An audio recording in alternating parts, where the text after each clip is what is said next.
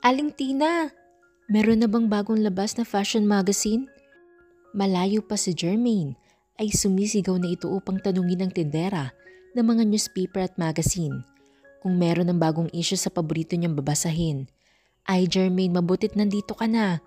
Kanina pang gustong bilhin ng nag-iisang fashion magazine na ito pero hindi ko ibinenta sa iba dahil alam kong hahanapin mo ito sa akin. Wika ng babaeng may edad sa kanya. Agad din niyang inilabas ang babasahin na inilaan niya para sa dalaga. Tuwang-tuwa naman si Jermaine nang tanggapin niya ang magazine na kanyang inaabangan. Mahilig siya magtingin ng mga bagong design ng mga magagandang damit. Lagi din niyang pinapangarap na balang araw, siya naman ang gagawa ng mga design ng damit na malalathala sa fashion magazine na hawak niya. Salamat po, Aling Tina, wika niya sa babae. Saka binayaran ang magazine at nagpaalam na ito. Agad ding bumalik si Jermaine sa pwesto ng kanyang ina sa palengke. Nagtitinda kanyang ina ng mga isda at seashell sa palengke. Ito ang pinagkukunan nila ng kanilang pang-araw-araw na gastusin at sa kanyang pag-aaral. Hindi na nakagisna ni Jermaine ang kanyang ama. Maga daw itong namatay dahil tumaob ang bangkang sinasakyan nito sa gitna ng dagat habang nangingisda. Ipinilit daw kasi nito mangisda kahit masama ang panahon, kaya naaksidente sa gitna ng dagat. Hindi na rin muling nag-asawa ang kanyang ina. Ginugol na lang nito sa paghahanap buhay ang kanyang panahon upang mapag-aral ang kanyang nag-iisang anak. Matalino si Jermaine at lagi din itong nangunguna sa klase nila. Kaya naman, lagi siyang nakakalibre sa matrikula niya sa pag-aaral dahil scholar siya. Nanay, tingnan mo itong magazine na hawak ko. Ang ganda-ganda ng design ng mga damit. Bongga!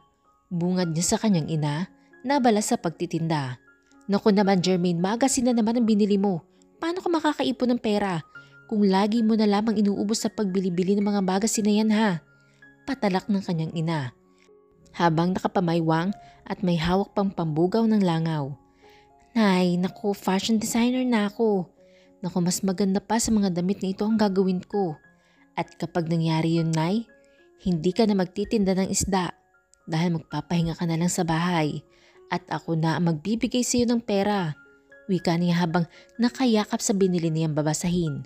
Umiiling na lang ang kanyang ina. Nasanay na rin ito sa pag-i-imagine ng kanyang anak. Alam ni Jermaine na tutol ang kanyang nanay sa pangarap nitong maging fashion designer. Ayaw din siyang payagan nito na lumayo sa kanilang bayan dahil sa Manila lang siya pwede mag-aral upang maging ganap na fashion designer. Isang plano ang naisip ni Jermaine. Mag-iipon siya ng perang magmula ngayon upang may magamit siyang pang-matrikula para sa pangarap niyang kurso. Maglalako na lang siya ng mga souvenir items upang makapag-ipon. Tama, yun nga ang gagawin niya. Magpa-part-time din siya sa pagtutour guide ng mga turista sa kanilang lugar. Isang taon na lang, graduating na siya sa high school. Kailangan na niya makapag-ipon. Souvenir! Souvenir kayo dyan! Bili na po kayo, madam at sir. Murang-mura lang po, bili na kayo. Sigaw ni Jermaine habang umiikot sa isang beach resort. Hey young lady, come over here.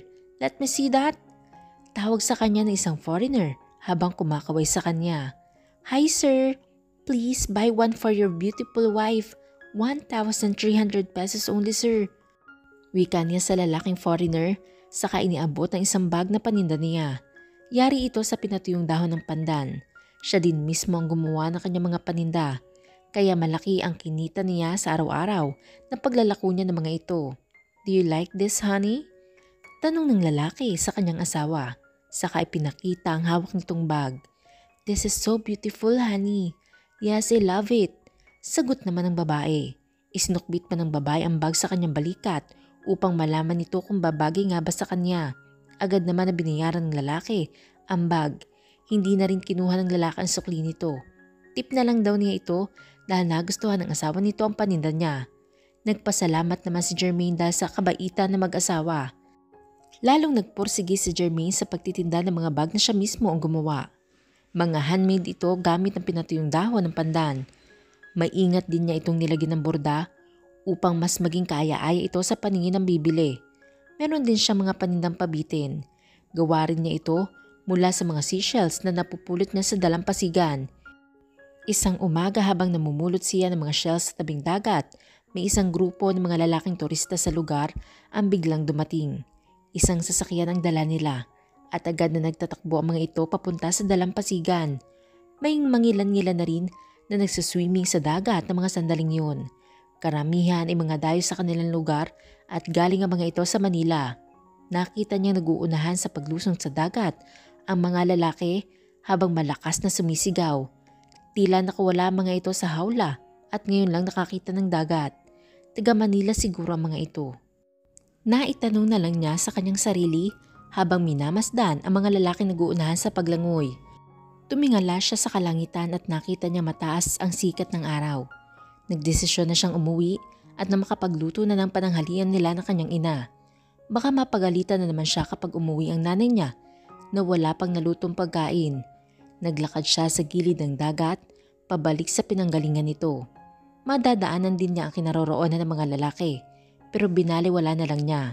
Dahil wala naman siyang ibang madadaanan kung hindi sa tapat nila.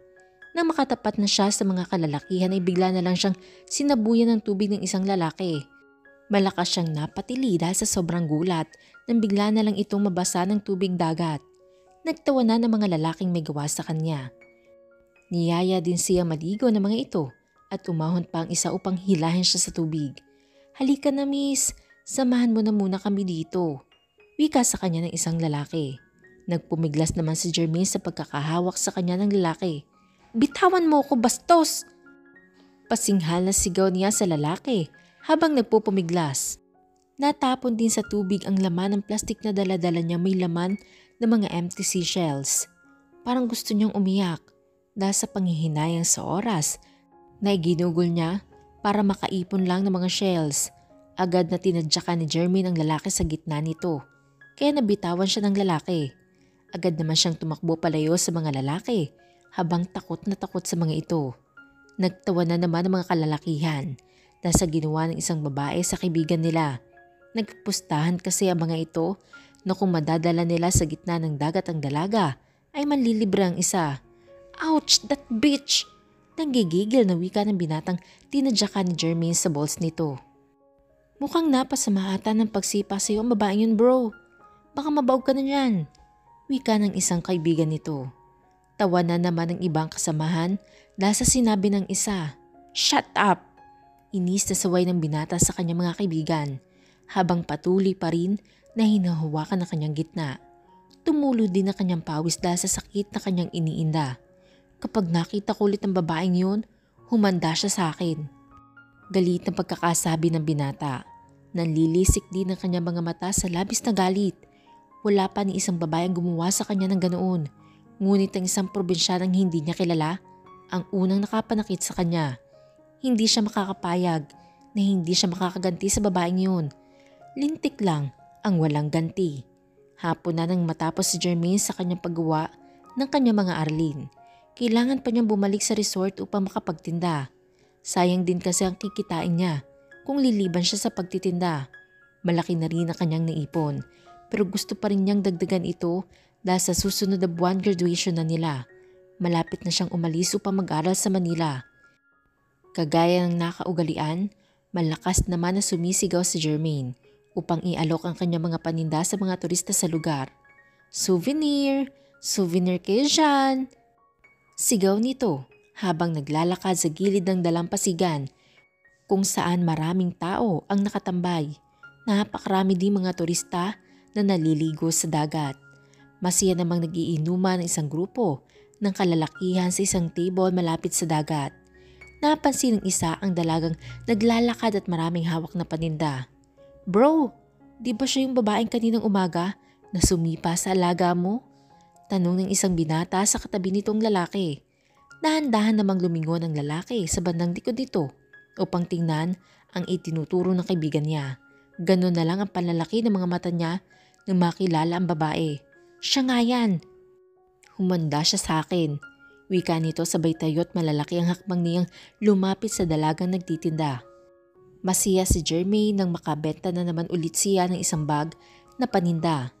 Paalis na sana siya na makita niya ang isang lalaking mabilis na naglalakad palapit sa kanya. Nanlaki tuloy ang kanyang mga mata na makilala ang lalaki. Ito lang naman si Mr. Bastos na nagsaboy sa kanya ng tubig dagat at hinila pa siya patungo sa tubig. Dahil sa nakikita niyang dilim na mukha ng lalaki habang papalapit sa kanya, mabilis na naman siyang tumakbo. Lumingon pa siya muli sa lalaki at nakita niyang hinahabol na siya nito. "Nanay ko, tulungan mo ko!" Sambit niya habang mabilis siyang tumatakbo. Dahil sa sobrang takot niya sa lalaki, natisod siya at nabitawan ng bag na paninda niya. Mabilis din siyang bumangon at lumingon ulit siya sa lalaki. Nakita niyang maabutan na siya nito kaya matuloy na naman siyang tumakbo. Nagtungo siya sa cottages at doon nagtago. Hingal na hingal pa siyang tumigil sa isang sulok upang makapagpahinga. Hanggang magdesisyon na siyang lumabas na ng resort. Hingal na hingal si Jermaine nang tumigil siya sa isang tindahan. Na makabawi sa kanyang pagod, agad na minabuting umuwi na lamang siya upang makapagpahinga. Napansin niyang hindi na niya dalang isang bag na hindi niya nabenta. Nang hinayang si Jermaine dahil mahigit 1,000 din ang kikitain niya kapag nabenta ang bag na yun. Ayaw naman niya bumalik pa sa loob ng resort at baka makita na naman niya si Mr. Bastos. Nanggigigil tuloy siya sa lalaking yun. Gwapo sana kung hindi lang ito bastos. Nako, wag ko lang makikita ulit ang bastos na yun at sasampalin ko na talaga siya. Wika niya habang naglalakad pabalik sa kanilang bahay. Hindi na naabutan ni Damian ang babae. Napakabilis nitong tumakbo at biglang nawala sa paligid. Pabalik na sana siya sa kanyang table na makita niya ang bag na nasa buhangin. Lumapit siya dito at pinulot ito. Saka matama na pinagmasdan ang napulot niyang bag. Tiningnan niya itong mabuti sa loob at labas ng bag. Napansin niya maganda ang pagkakagawa ng bag at kung ibebenta ito sa mall, ay tiyak nakikita may gawa noon. Maganda din ang pagkakalagay ng mga beads at borda nito. Masasabi niyang napakamalikhain ng taong gumawa noon. Kinuha na lang niya ang bag, itatago na lang niya ito at ibabalik sa may-ari kapag nagkita sila ulit. Napapailing na lang siya sa kanyang sarili. Ano ba kasi ang pumasok sa kanyang isipan? At pinatulan ng pustahan nila na kaibigan niya si Marlon. Tuloy may isang inosenteng babae na nadamay sa kalokohan nila. Hindi niya makakalimutan ang mukha ng babaeng yun. Napakaamo na mukha nito at napakaganda rin ng mga ngiti niya kanina habang kausap nito ang isang turistang bumili ng bag na tinitinda ng dalaga. Sana magkita pa sila ng dalaga upang maibilik nito ang bag na naiwan nito ng dahil sa kanya. Araw ng graduation ni Jermaine, talagang lumiban pa ang kanyang ina sa pagtitinda ng isda sa palengke upang makadalo sa kanyang graduation day. Iyak ng iyak ang kanyang ina habang nakaupo ito sa isang silya na nakalaan para sa magulang ng mga magtatapos. Si Jermaine ang valedictorian sa kanilang klase. Napakaraming award ang natanggap niya. Kasama ng scholarship para sa college, meron din siyang natanggap na cheque mula sa governor ng kanilang probinsya at cash galing sa kanilang mayor. Tuwang-tuwa mag-inang Jermaine at Jenny dahil sa mga natanggap niya. Malaking tulong ang mga ito sa kanyang pag-aaral. Hindi na rin sila mag-iisip kung saan sila kukuha ng kanyang pambayad sa matrikula. "Jermaine anak, total bakasyon naman ngayon. Pwede ka bang tumulong muna sa akin sa palengke anak? Sigurado kasing dadagsain na naman tayo ng mga mamimili dahil bakasyon na. Maraming mga turista na naman ang dadayo dito sa atin upang magbakasyon." Wika ng kanyang ina habang naguhugas ng mga pinagkainan ng mga bisita nila kanina. Meron kasi siyang konting handa at marami din sila mga bisita na nagpunta upang batiin siya. "Sige po nanay, tutulong po ako sa inyo. May 1 buwan pa naman po bago magpasok Nay. Kaya okay lang po na sa palengke ako araw-araw. Mabuti na rin po yun para malibang po ako." Magalang naman na sagot ni Jermaine sa kanyang ina habang binubuksan nito ang mga natanggap na regalo. Kinabukasan, nagsimula na si Jermaine sa pagsama sa kanyang ina sa palengke upang tulungan ito sa pagtitinda ng isda. Araw-araw naman ang maganda ang benta ni na Jermaine at na kanyang ina. Maaga din siya nakakauwi sa kanilang bahay dahil mabilis nilang napapaubos sa mga paninda nila. Laging sinasabi ng mga kasamahan nila magtitinda ng isda na swerte daw si Jermaine dahil pati sila nadadami sa swerteng dala ng dalaga. Makalipas ang 1 buwan, naghahanda na si Jermaine para sa balak nitong pag-alis. Bumili na din siya ng bag na kanyang gagamitin. Itinago lang niya ito sa ilalim ng kanyang kama. Hindi naman mahilig maghalongkat ang nanay niya sa loob ng kwarto ng dalaga. Kaya panatag ang loob ng hindi ito makikita ng kanyang nanay ang malaking bag na may laman na ring mga damit. Bukas ng umaga, luluwas na siya na Manila. Maiiwan na dito ang nanay niya. Matagal-tagal din siguro bago sila muli magkita ng kanyang mahal na ina. Kapag nasa Manila na siya, saka na lang siya tatawag upang humingi ng tawa dito. Sa ngayon, kailangan niyang gawin ito, ang lumayo sa kanyang kinalakhang lugar upang tuparin ang kanyang pangarap. Magang umalis ang nanay ni Jermaine. Papunta ito sa pantalan upang mag-angkat ito ng sariwang isda na kanyang ititinda sa palengke. Nang makaalis ang ina ni Jermaine, agad naman siyang bumangon at naligo. Matapos niya maligo, nagbihis na agad siya upang makaalis na maaga. Nagbaon na lang siya ng tubig at tinapay upang may makain siya sa kanyang biyahe patungong Manila. Ilang oras din kasi ang itatagal ng biyahe patungong Manila. Nasa 5 hanggang 6 na oras ito mula sa kanilang bayan kaya sigurado siyang gugutumin siya sa biyahe. Masakit sa puso ni Jermaine na iwanan ang kanyang ina. Ngunit ito lang ang tanging paraan upang matupad niya ang kanyang pangarap. Alam din niyang magagalit sa kanyang ina dahil sa pag-alis nito nang walang paalam. Tatanggapin na lang niya ang galit nito. Alam din ni Jermaine na baka hanapin siya ng kanyang ina upang muling ibalik sa kanilang probinsya. Bago sumakay ng bus si Jermaine patungong Manila, muli pa niyang nilingon ang kanyang pinanggalingan.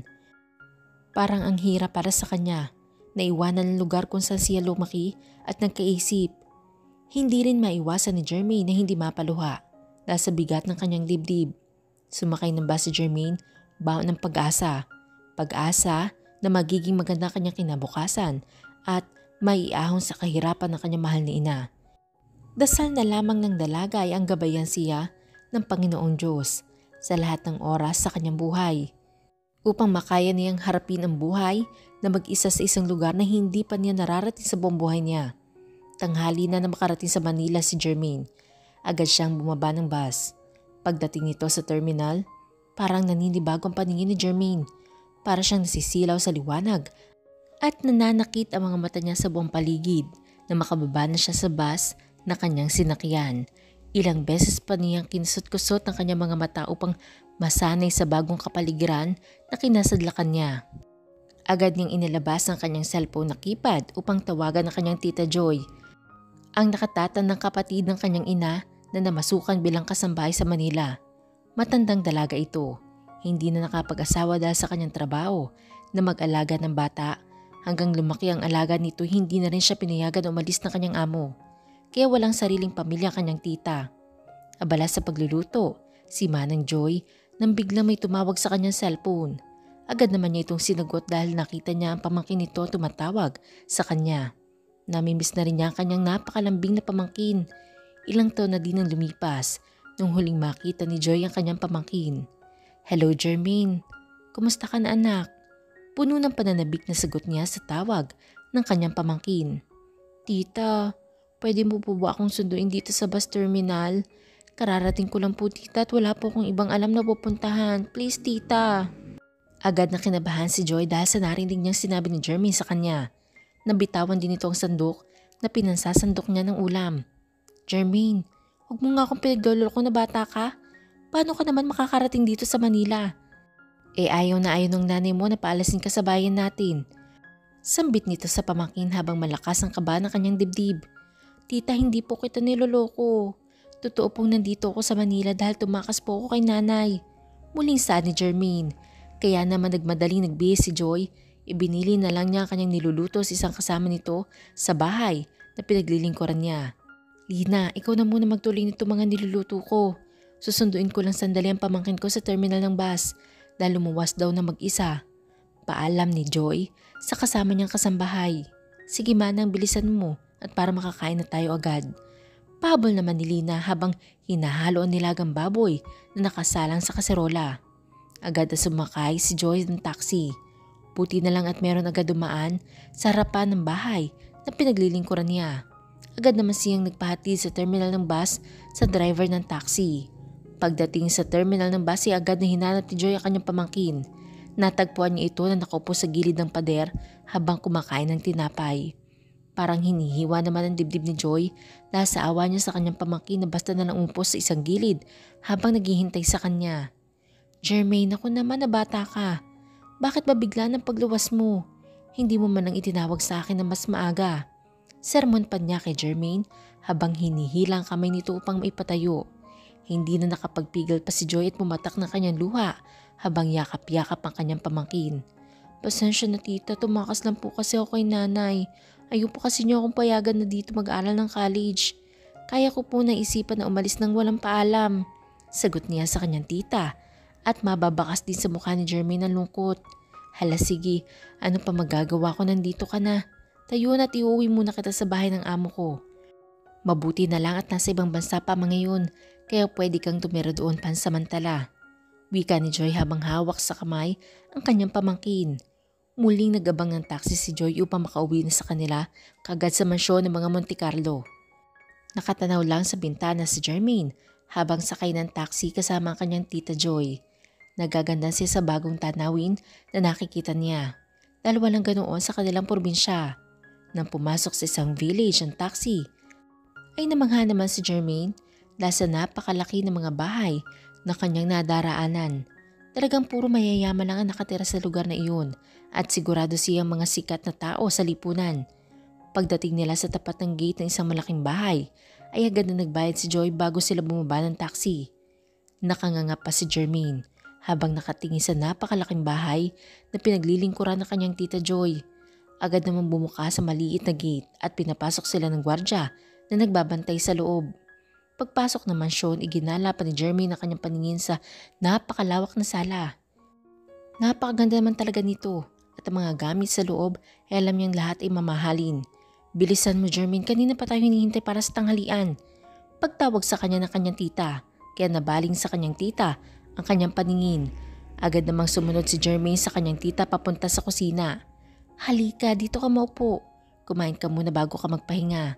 Sabi pa ng kanyang tita at pinaghila pa siya ng upuan nito. Salamat po tita. Nahihiyang umupo si Jermaine sa upuan. Nakatingin lang sa kanya ang kasambahay na kasamahan ng kanyang tita. Siya bang pamangkin mo, Manang Joy? Napakagandang bata pala. Tanong ni Lina habang nakatitig sa mukha ni Jermaine. Bakas din sa mukha ng babae ang paghanga sa dalagang bagong dating. Oo nga Manang, napakagandang dalaga ng pamangkin mo. Buti na lang at hindi umuwi dito si Sir Damian. Baka masama pa itong pamangkin mo sa mga koleksyon ng batang yun. Sabi naman ng isang kasambahay na si Ruby. Buti na lang talaga at wala sila dito ngayon. Kaya bago sila magsiuwian, kailangan makahanap na ako ng maupahan para dito kay Jermaine. Maghahanap-hanap pa kaagad ako bukas at doon na rin sa malapit na papasukan niya university para hindi siya mahirapan sa pagpasok. Sagot naman ni Manang Joy habang naglalagay ng plato sa lamesa. Jermaine, ano bang kukunin mong kurso? At dito ka pa sa Manila mag-aaral.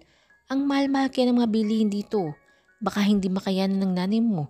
Nasuportahan ka. Tanong sa kanya ng kanyang tita. Bakas din sa mukha nito ang pag-aalala. Fashion designer po tita. At dito lang po kasi sa Manila merong ganoong kurso. Kaya po ako lumuwas dito tita. Dahil iyon po ang pangarap ko. Magalang, nasagot ni Jermaine habang nakatitig sa mukha ng kanyang tita. Ano pa bang magagawa ko nandito ka na. Bilisan mo kumain at kailangan nating tawagan ang nanay mo. Baka kasi nag-aalala na yun sa'yo. Sabi ni tita sa kanito nilagyan ng pagkain ng plato ni Jermaine. Tita, ayoko po na maraming karne lalo na po ang taba. Nasusuka po akong kumain yan. Nakangiwing wika niya sa kanyang tita. Ganun ba? Naku naman bata ka kaya palang payat-payat mo. Kasi hindi ka kumakain ng karne. O itong gulay na lang at pritong isda kainin mo. Saka mabilis na pinagpalitan ka nila mga plato. Matamis naman ngumiti si Jermaine na makita ang gulay na nasa plato. Agad na rin siyang kumain dahil gutom na talaga siya. Matapos kumain ay sinamahan na rin siya ng tita Joy niya sa silid nito. Dito muna siya pansamantala sa pudar ng kanyang tita kapag nakapag-enroll siya. Kukuha na siya ng kanyang boarding house para hindi siya mahirapan sa pagpasok sa university. Tinawagan na rin niya ang kanyang nanay at humingi ito ng tawad dahil sa ginawa niyang pag-alis na walang paalam. Iyak ng iyak ang kanyang ina habang kausap niya sa cellphone kanina. Pero wala na din itong nagawa dahil nasa Manila na siya. Napakaraming ibinilin sa kanya ng kanyang ina. Alam niyang umiiyak ito habang patuloy siyang sinasabihan. Naintindihan naman niya iyon. Dahil magmula bata siya, sila lang naman ang kanyang ina ang magkasama sa buhay. Wala din silang ibang kaanak na malalapitan, maliban sa kanyang tita Joy na nag-iisang kapatid ng kanyang ina. Unang araw ng pasukan, nanibago si Jermaine sa bago nitong papasukan dahil napakaraming estudyante sa university. Puro mga anak mayaman. Karamihan sa mga ito ay may sari-sariling kotse. Ang iba naman ay hatid sundo ng kanilang mga driver. Samantalang siya naglalakad lang papasok sa university upang makatipid sa pasahe. Habang naglalakad si Jermaine papasok sa kanyang klase, may isang grupo ng mga lalaki ang biglang humarang sa kanya. "Hi miss, pwede ka bang makilala?" Agad na tanong sa kanya ng lalaking may kulay ang buhok. Halatang may kaya ito sa buhay at sa tingin niya isa rin itong playboy. "Sorry mga kuya, nagmamadali kasi ako. Late na ako sa unang klase ko." Sagot niya, saka siya mabilis na humakbang palayo. Pero hinarangan na naman siya ng isa pang lalaki. "Huwag ka munang umalis miss, hindi ka pa nga namin nakikilala. Pero aalis ka na kagad?"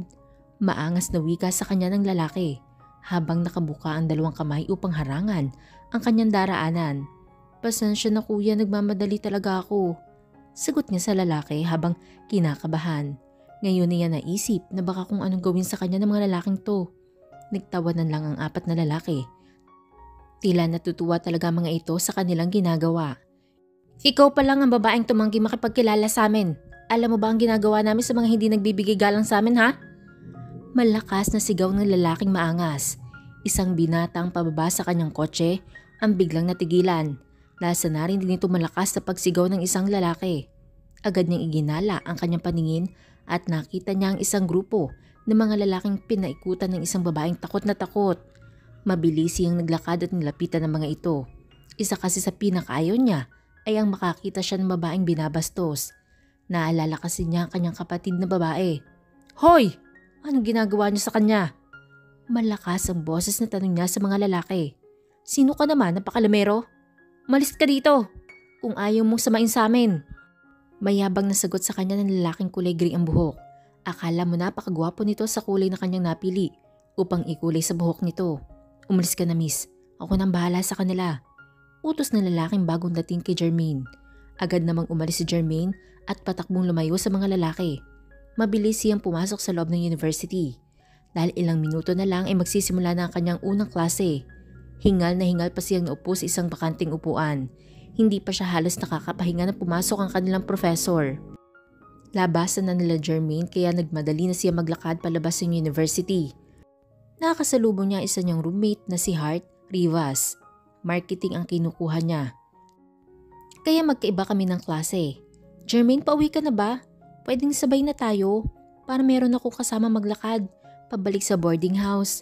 Masiyang tanong ni Hart kay Jermaine. Mabait si Hart. Kahit galing ito sa may kayang pamilya ay hindi ito nag-alangan na makipagkaibigan sa kanya. "Hart, ikaw pala. Oo, pauwi na ako." Nakangiting sagot niya sa bagong kaibigan. Masiyang nagkwentuhan sina Jermaine at Hart habang naglalakad pauwi sa kanilang boarding house. Bago sila tuluyang pumasok sa loob, ay kumain muna sila ng kanilang hapunan sa isang karinderya sa tapat ng kanilang inuupahan. Kanin at munggo lang in-order ni Jermaine. Kailangan kasi niya magtipid dahil ayaw niya manghingi sa kanyang nanay ng pera. Pinabalak na rin niyang maghanap ng part-time job upang magkaroon siya ng income habang nag-aaral. "Yan lang ang ulam mo, Jermaine? Ang kuripot mo naman." Pabulong na tanong sa kanya ni Hart habang buhat ito ang tray na nilagyan ng kanyang pagkain. "Oo, tama na sa akin to. Sanay akong kumain ng ganito kaya wag mo na akong alalahanin." Sagot niya sa kaibigan. Tumango lang si Hart sa kanya saka nauna naglakad upang maghanap ng maupuan. Magkatabing kumain sina Jermaine at Hart at nagsimula na rin silang kumain dalawa. Agad na nilagyan ni Hart ng karne ang plato ni Jermaine dahil maraming inorder nitong adobong baboy. Meron din siyang chop suey at Shanghai.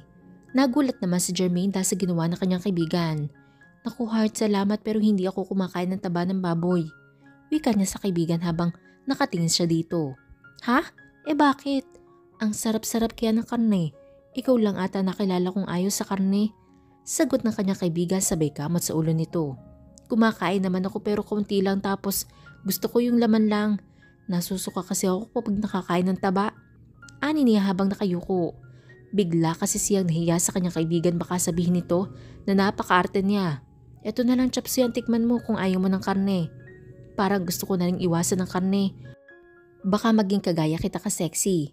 Masiyang wika ni Hart saka muling kinuha ang karne sa plato ni Jermaine. Matuli na lumipas sa mga araw at nakasanayan na din ni Jermaine ang kanyang bagong buhay. Unti-unti na rin pumuputi ang kanyang balat dahil hindi na siya nabibilad sa ilalim ng araw. Mabilis kasi makasunog ng balat ang sikat ng araw sa kanilang lugar, lalo pat araw-araw siya sa tabing dagat noon. Ngayon ay gumanda na siya dahil pantay na ang kanyang maputing balat.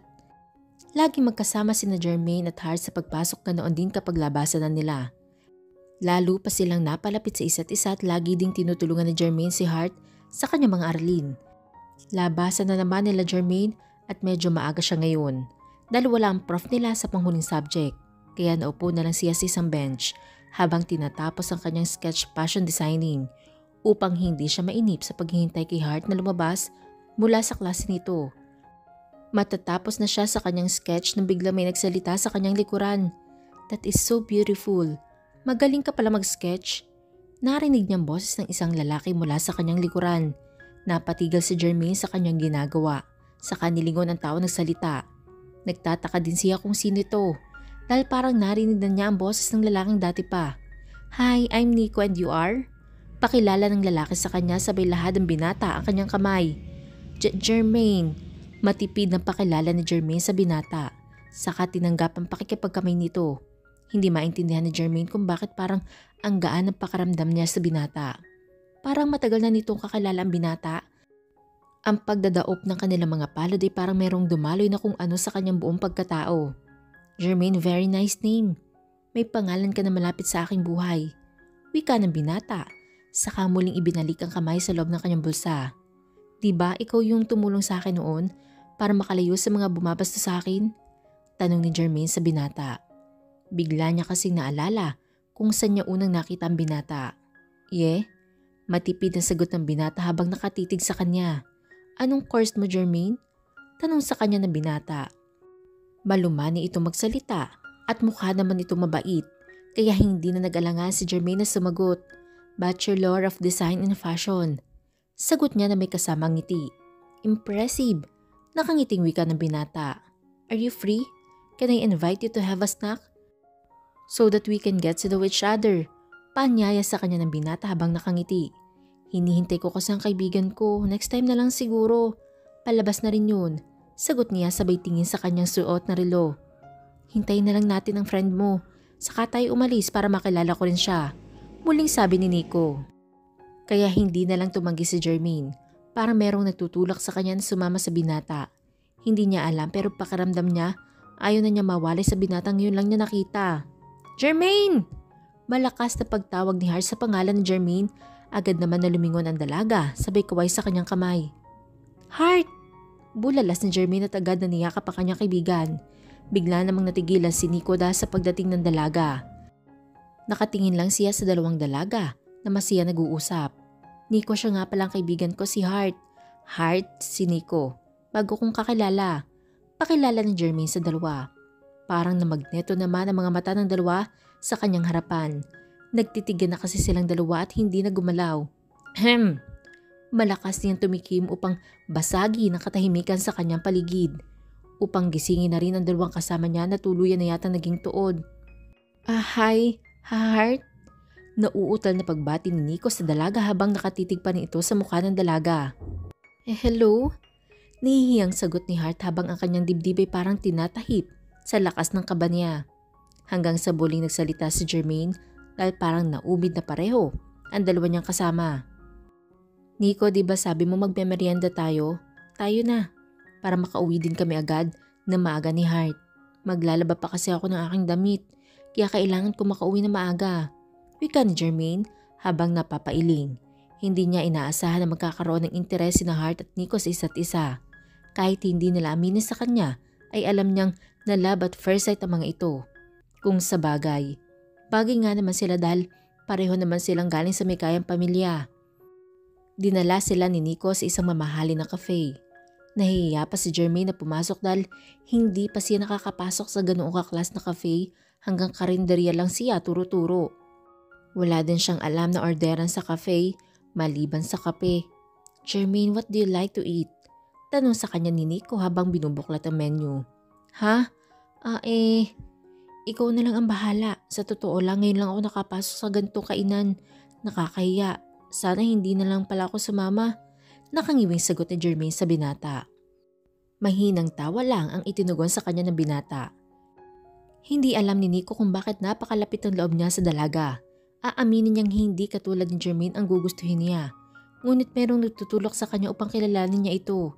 Kailangan masanay ka na kapag ako ang kasama mo. Pag-aralan mo na rin kung paano kumilos na maayos dahil hindi ito ang una at huling pagpunta mo sa mga ganitong lugar. Pabulong na wika sa kanya ni Nico na siyang ikinalaki ng kanyang mga mata. Hoy, tigilan mo ko ha. Mapapahiya ka kapag ako ang kasama mo. Muling sabi ni Jermaine na ikinatawa ni Nico. Heart, nakapili ka na ba ng gusto mong kainin? Baling naman ni Nico kay Heart na patuloy na tinitingnan na menu. Beef burger and root floats. Agad naman nasagot ni Heart sa kaibinaba ang hawak nito menu. Jermaine, gusto mo bang kumain ng burger or pizza? Muling tanong ni Nico sa dalaga. Pizza na lang? Sagot na lang niya dahil wala naman siyang ibang maisip na kainin. Agad na nag-order si Nico ng kanilang pagkain. Dinagdagan na din ito ang fried chicken at pasta. Ang dami naman yan. Maubos pa ba natin lahat yan? Tanong ni Jermaine habang nanlalaki ang mga mata na nakatingin sa mga pagkain sa kanilang harapan. Kumain ka na lang kasi ang dami-dami mo pang sinasabi. Sabi ni Heart habang umiiling. Sa ilang linggo nila magkasama na pag-aralan na nito ang ugali ni Jermaine. Matipid ito sa lahat ng bagay at ayaw na ayaw ang may nasasayang. Katwiran nito'y mahirap daw kitain ng pera. Siguro nga para sa kanyang kaibigan. Napakahirap kumita ng pera dahil lumaki ito sa simpleng pamumuhay. Pero siya na hindi niya problema ang pera. Ayos lang sa kanya na may matirang pagkain. Masayang kumain ang tatlo. Hinatid pa sila ni Nico sa kanilang boarding house matapos nilang kumain. Nagpasalamat naman ang magkaibigan sa binata. Nakipagpalitan din sila ng number sa binata bago sila bumaba sa kotse nito. Masayang pumasok sa loob ng kwarto sina Jermaine at Heart. Parang dinuduyan pa si Heart na makapasok na sila sa loob ng kanilang kwarto. Hoy, anyari sa'yo? Nagtatakang tanong ni Jermaine sa kaibigan. Mukha na kasing may sapi ang dalaga dahil sa nakangiting mag-isa. Ang gwapo niya sobra. Parang gusto ko nang mamatay ngayon dahil nasubukan ko na makadate ang crush ko. Kinikilig na wika ni Heart habang mahigpit na yakap nito ang kanyang bag. Okay ka lang? Mukhang may halong drugs ang kinain mong burger. Naiiritang sambit sa kaibigan. Maagang gumising si Jermaine kinabukasan. Kailangan niyang dumaan muna sa isang cafe na malapit sa university. Balak niya mag-apply ng part-time job sa cafe. Ngayon kasi siya pinababalik na nakausap niya manager. Dala mismo may-ari daw ng cafe ang mag-interview sa mga aplikante. Pagdating ni Jermaine sa cafe, agad na silang pumila. May ilang aplikante na kasi ang nakapila kaya naman umupo na lang siya sa tabi ng isang babae na panghuli sa upuan. Nginitian din ni Jermaine ng babae na makaupo na siya. Hi miss, mag-a-apply ka rin ba? Malumanay na tanong niya sa babae. Tiningnan muna siya ng babae ng isang mapanuring tingin. Tila kinikilati siya mula ulo hanggang paa sa paraan ng paghagod nito ng tingin sa kanyang kabuuan. Ano sa palagi mo? Hindi naman ako mukhang bibili lang ng kape sa isang karinderya, kaya malamang mag-a-apply ako dito. At ikaw, kung may bala ka mag-apply dito, dapat mag-bis ka muna na maganda. Hindi ganyan na para kang pupunta lang sa palengke. High-class cafe ang pinasukan mo, hindi isang karinderya. Mapang-uyam na wika sa kanya ng babae. Nasa mukha din ito ang pandidiri sa kanya. Iisa lang ang tinatanong ko. Ang dami naman niyang sinabi. Sa isip-isip ni Jermaine, hindi na lang siya sumagot sa babae dahil ayaw niya masira ang kanyang araw sa babaeng ito. Akala mo kung sino maganda? Para namang sinuntok ni Pacquiao ang nguso at mata. Muling sabi ng kanyang isip, hindi na lamang siya tumingin sa babae dahil naiinis siya dito. Hindi pa ata nagbihis at galing pa sa duty. Hindi naman nagtagal at may isang lalaki na kumuha sa kanila ng resume. Isa-isa na din silang tinawag sa loob ng office para sa interview. Kinakabahan si Jermaine habang naghihintay sa tawag sa kanyang pangalan. Panglima siya sa pila kaya medyo matagal din siya naghintay. Lalong kinabahan si Jermaine na makita ang mga lumalabas na aplikante na laglag ang balikat. Mukhang basungit ang may-ari ng cafe at mahirap itong kausap. Miss Jermaine Chavez, pagtawag sa kanyang pangalan. Agad naman na tumayo si Jermaine at pumasok sa loob ng opisina. Napakalakas din ang kaba ng kanyang dibdib. habang papalapit sa table. Nakatalikod ang upuan nang mag-i-interview sa kanya, kaya hindi niya makita mukha nito. Ngunit alam niyang babae ang nakaupo sa swivel chair. Good morning, ma'am. Nauutal na pagbati niya sa may-ari ng cafe.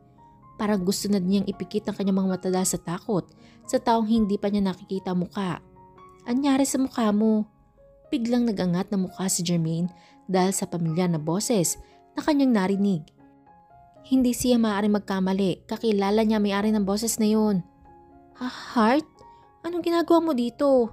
Teka, ikaw may-ari ng cafe na ito? Gulat na gulat si Jermaine. Hindi siya makapaniwalang ang kanyang kaibigan ang kanyang kaharap. Yep, akin nga ang Hearty Cafe pero secret lang natin to ha. Ayoko kasi malaman ng mga students sa university na akin to. Gusto ko kasi manatiling low profile habang nag-aaral pa ako. Pakiusap ni Heart sa kaibigan. Alam niyang mapapagkatiwalaan ng kanyang kaibigan kaya safe ang kanyang sikreto dito. Oo naman, ikaw ha. Ang daya mo. Bakit hindi mo sinabi kagad sa akin? Tanong niya sa kaibigan habang nangahaba ang nguso. Secret nga, di ba? Pero ngayon hindi na kasi alam mo na.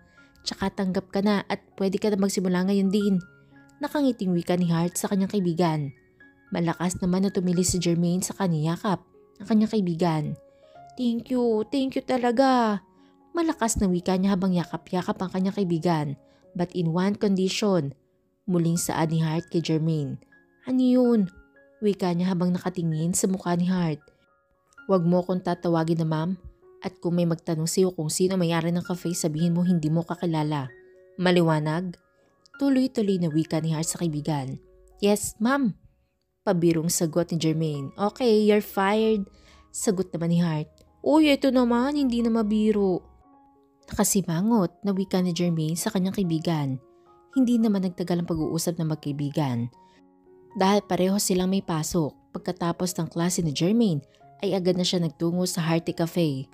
Naglalakad siya palabas sa university nang may tumawag sa kanyang pangalan. Jermaine! Jermaine! Narinig niya ang pagtawag sa kanya ng isang lalaki.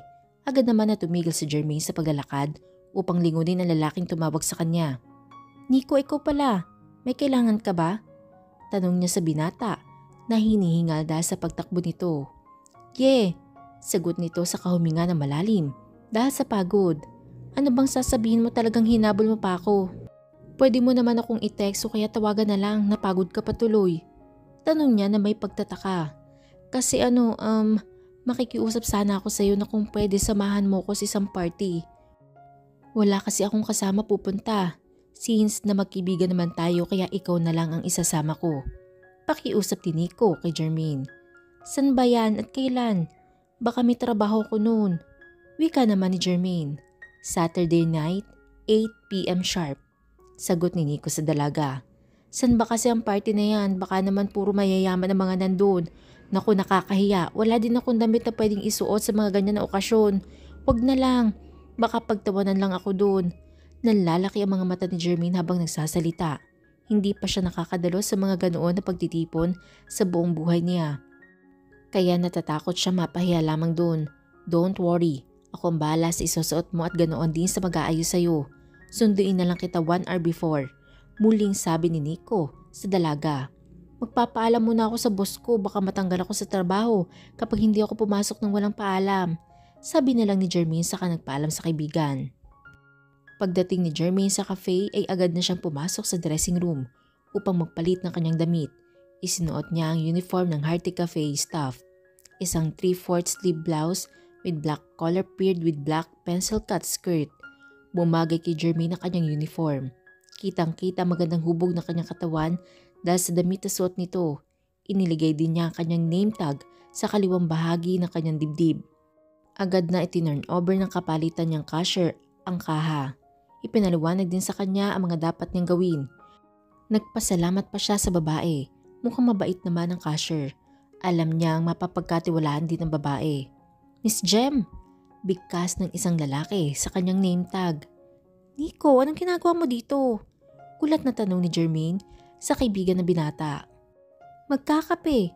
Agad naman itong sagot sa kanya. Teka, sinundan mo ba ako kanina? Tanong niya sa binata. Yes, wala namang masama, diba? Magkaibigan naman tayo, hindi ba? Wika ni Nico habang nakangiti. Oo na, nasaan ang bayad mo? Baka ako pa mag-abono ng kape mo. Ang mahal kaya ng isang tasang kape dito. Sabay lahad ng kanyang palad. Agad namang kinuha ng binata ang kanyang wallet, saka inilabas ang isang gold card. Mabilis nitong ini-insert ang kanyang card na credit card reader machine, saka pinindot ang passcode. From now on, dito na ako magkakape. Masarap na ang timpla, maganda at mabait pa ang cashier. Wika ni Nico saka pinindot ang ilong ng dalaga. Masamang tingin naman ang isinagot ni Jermaine sa binata. Hindi niya alam kung bakit natutuwa siya kapag kausap niya ang binata, pero alam din niyang sa kanyang sarili na kapatid lang ang turing niya dito. Araw ng Sabado, maagang umuwi si Jermaine mula sa kanyang trabaho. Naglaba pa siya ng kanyang mga damit para may masuot siya pagpasok sa susunod na linggo. Iilan lang kasi mga damit niya kaya kailangan niyang labahan ang mga ito upang may isuot siya sa mga susunod na araw. Wala ang kanyang kaibigan dahil tuwing Biyernes ng gabi, umuwi ito sa bahay niya. Kaya mag-isa lamang siya ngayon sa kanilang kwarto. Matapos maglabay, naglinis na siya ng kanilang kwarto. Inayos din niya ang mga gamit niya at isinama na niya ang gamit ni Hart. Nang matapos na si Jermaine ay agad na siyang naligo. Maya-maya lamang ay darating na ang kanyang kaibigan upang sunduin siya. Mabuti na yung nakaligo na siya para hindi na ito maghintay sa kanya na matagal. Isang pantalon na maong at puting t-shirt ang suot ni Jermaine. Nasa sampayan na kasi lahat ng mga blouse niya magaganda kaya t-shirt na ang suot niya. Kasalukuyan siya nagsusuklay na mag-ring ang kanyang cellphone. Agad naman niya itong kinuha upang sagutin. Hello Nico. Bungad niya sa kaibigan. Medyo kinakabahan din siya dahil alam niyang dumating na ang kanyang kaibigan at baka hinihintay na siya sa ibaba. Hello Jermaine, are you ready? Andito na ako sa tapat ng boarding house. Pagbibigay alam ni Nico sa kaibigan. Oo, sandali lang Nico at lalabas na ako. Sagot ng dalaga saka pinatay ang kanyang lumang cellphone na di keypad. Nagsuot na lang siya ng flat sandals saka nagwisik ng pabango. Mabuti na lang at may imported na pabango na bigay sa kanya ang kanyang tita Joy kaya meron siyang nagagamit ngayon. Agad na lumabas si Nico sa kanyang kotse upang salubungin si Jermaine. Pinagbuksan din niya ito ng pinto saka umikot sa kabilang pinto upang pumasok. Dadalhin muna kita sa kondo ko. Doon ka magbibihis sa taayusan. Wika ni Nico habang binubuhay nito ang makina ng kanyang kotse. Kinakabahan ako Nico, baka mapahiya ka lang doon nang dahil sa akin. Sinabi ko naman sa'yo diba? Hindi pa ako nakakaranas pumunta sa mga ganyong party. Ni hindi nga ako marunong kumain sa mamahalin na restaurant. Baka pagtawanan ako doon. Baka sa mukha ni Jermaine ang kaba habang sinasabi iyon kay Nico. Tumawa naman si Nico. Natutuwa talaga siya sa dalaga. Hindi ito nahihiyang sabihin sa kanya ang pagiging inosente nito sa lahat ng bagay. Kung ibang babae lang to kahit galing naman sa hirap ay magpapanggap na mayaman at class. Pero iba si Jermaine. Totoong tao siya at hindi marunong magsinungaling. Sasabihin niya kung ano ang totoo sa kanyang sarili at pagkatao. Andito na tayo, halika na para maiusan ka na ng makeup artist. Wika ni Nico saka lumabas ng kotse. Umikot din siya sa kabilang pinto upang pagbuksan ni Jermaine ang pinto. Nico, paano ba ito tanggalin? Bakit tayo matanggal? Nagtatakang tanong ni Jermaine sa binata habang hinihila nito ang kanyang seatbelt. Pindutin mo muna yung pula para ma-unlock. Hindi talaga matatanggal yan kapag hihilahin mo lang. Sagot naman ni Nico sa dalaga. Dito may pindutin. Diinan mong mabuti para maalis ang pagkakalak. Turo ni Nico habang itinuturo ang red button kay Jermaine. Ay, ganyan lang pala. Bulalas pa ni Jermaine nang tuluyan na niya matanggal ang kanyang seatbelt. Halika na. Pag-anyaya sa kanya ng binata, hinawakan na rin ito ang pulsuhan ni Jermaine upang isakay sa loob ng elevator.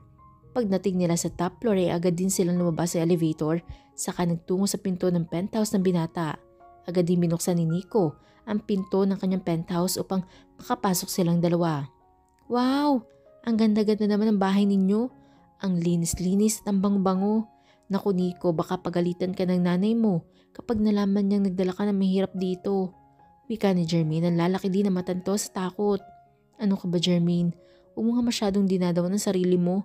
Wala na din si Mami, patay na siya 2 years ago. Si Daddy naman nasa Germany ngayon.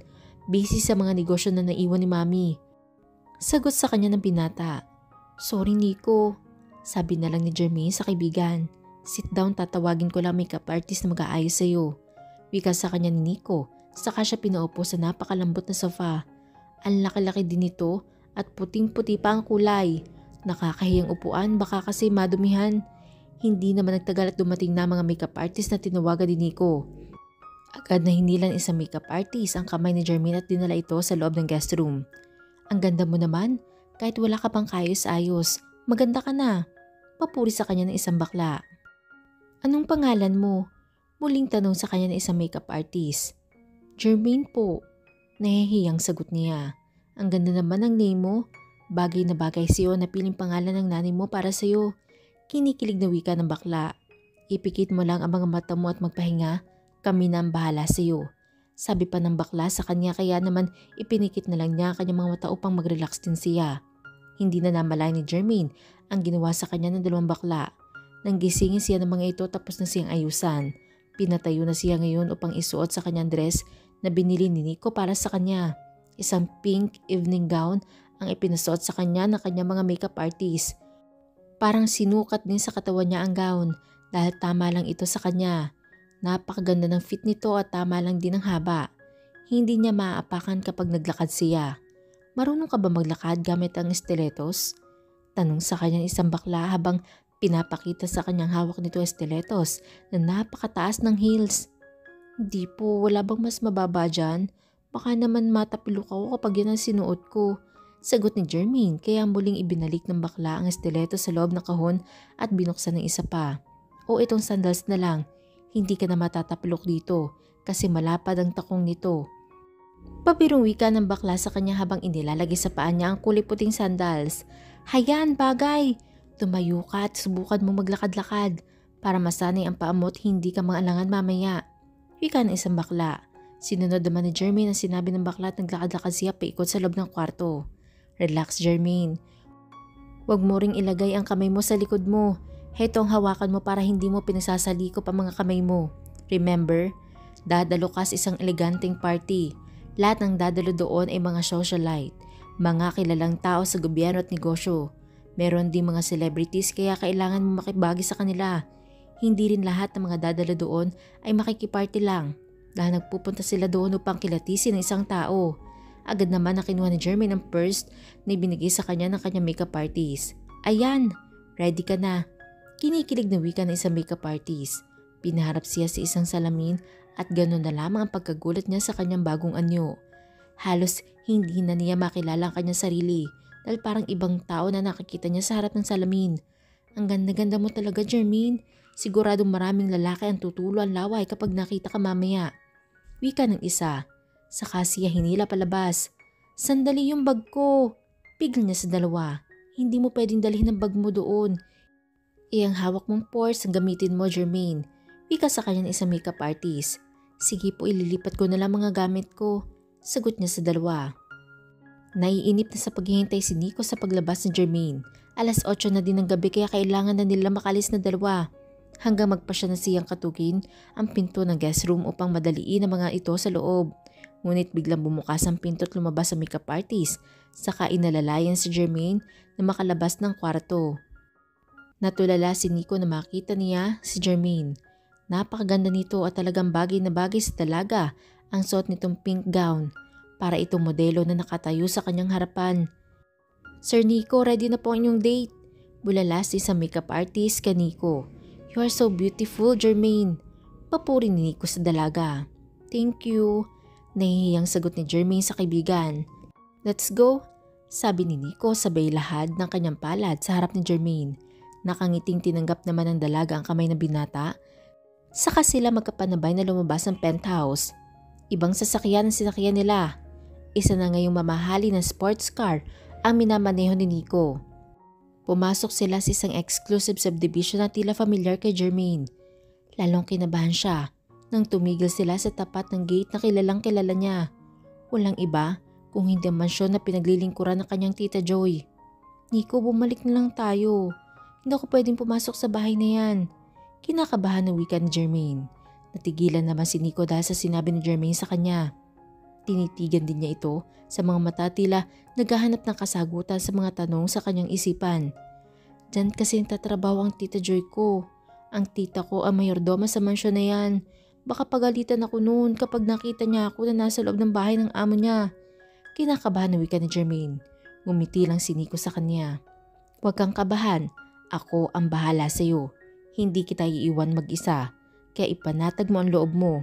Sagot naman ni Nico, saka muling pinatakbo ang kotse nito papasok sa malawak na bakuran ng mansyon.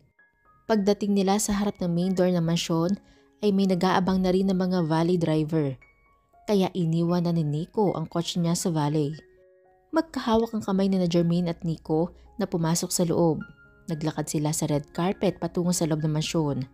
Halos lahat ng bisita nakatingin sa kanila. Mapababae o lalaki ay sa kanila ang tingin ng mga ito. Nanlalamig ang kamay ni Jermaine dahil sa kaba ng kanyang dibdib. Parang ayaw na rin humakbang ng kanyang mga paa dahil sa kaba. Agad naman siyang hinawakan ni Nico sa kanyang bewang. Saka siya inalalayan sa kanyang paglalakad. Agad namang ipinakita ni Nico ang invitation card na dala niya at agad naman silang dinala sa magiging table nila. Pangdalawahan lamang ang table nila, kaya magkaharap silang dalawa. Agad din silang inasikaso ng isang waiter at binigyan agad sila ng kanilang makakain. Natatandaan mo ba mga pinanood mo kanina? Pabulong na tanong ni Nico kay Jermaine. Maikling sagot ang dalaga saka kinuha niya ang forks and knife. Muli pa niyang tinignan ang ginawa ni Nico saka siya nagsimulang maghiwa ng kanyang beef steak. Napangiti naman si Nico dahil madali lang matuto si Jermaine. Hindi rin mahalata sa dalaga na kinakabahan ito. Pino din itong kumilos, kaya naman lalong nakadagdag sa angkin nitong ganda.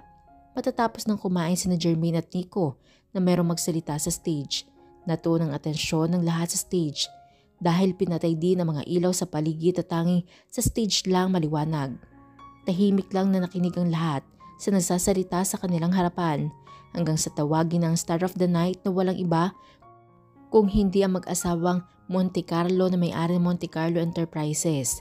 Malakas na palakpakan ang maririnig sa buong paligid habang papalabas sa mag-asawang Monte Carlo.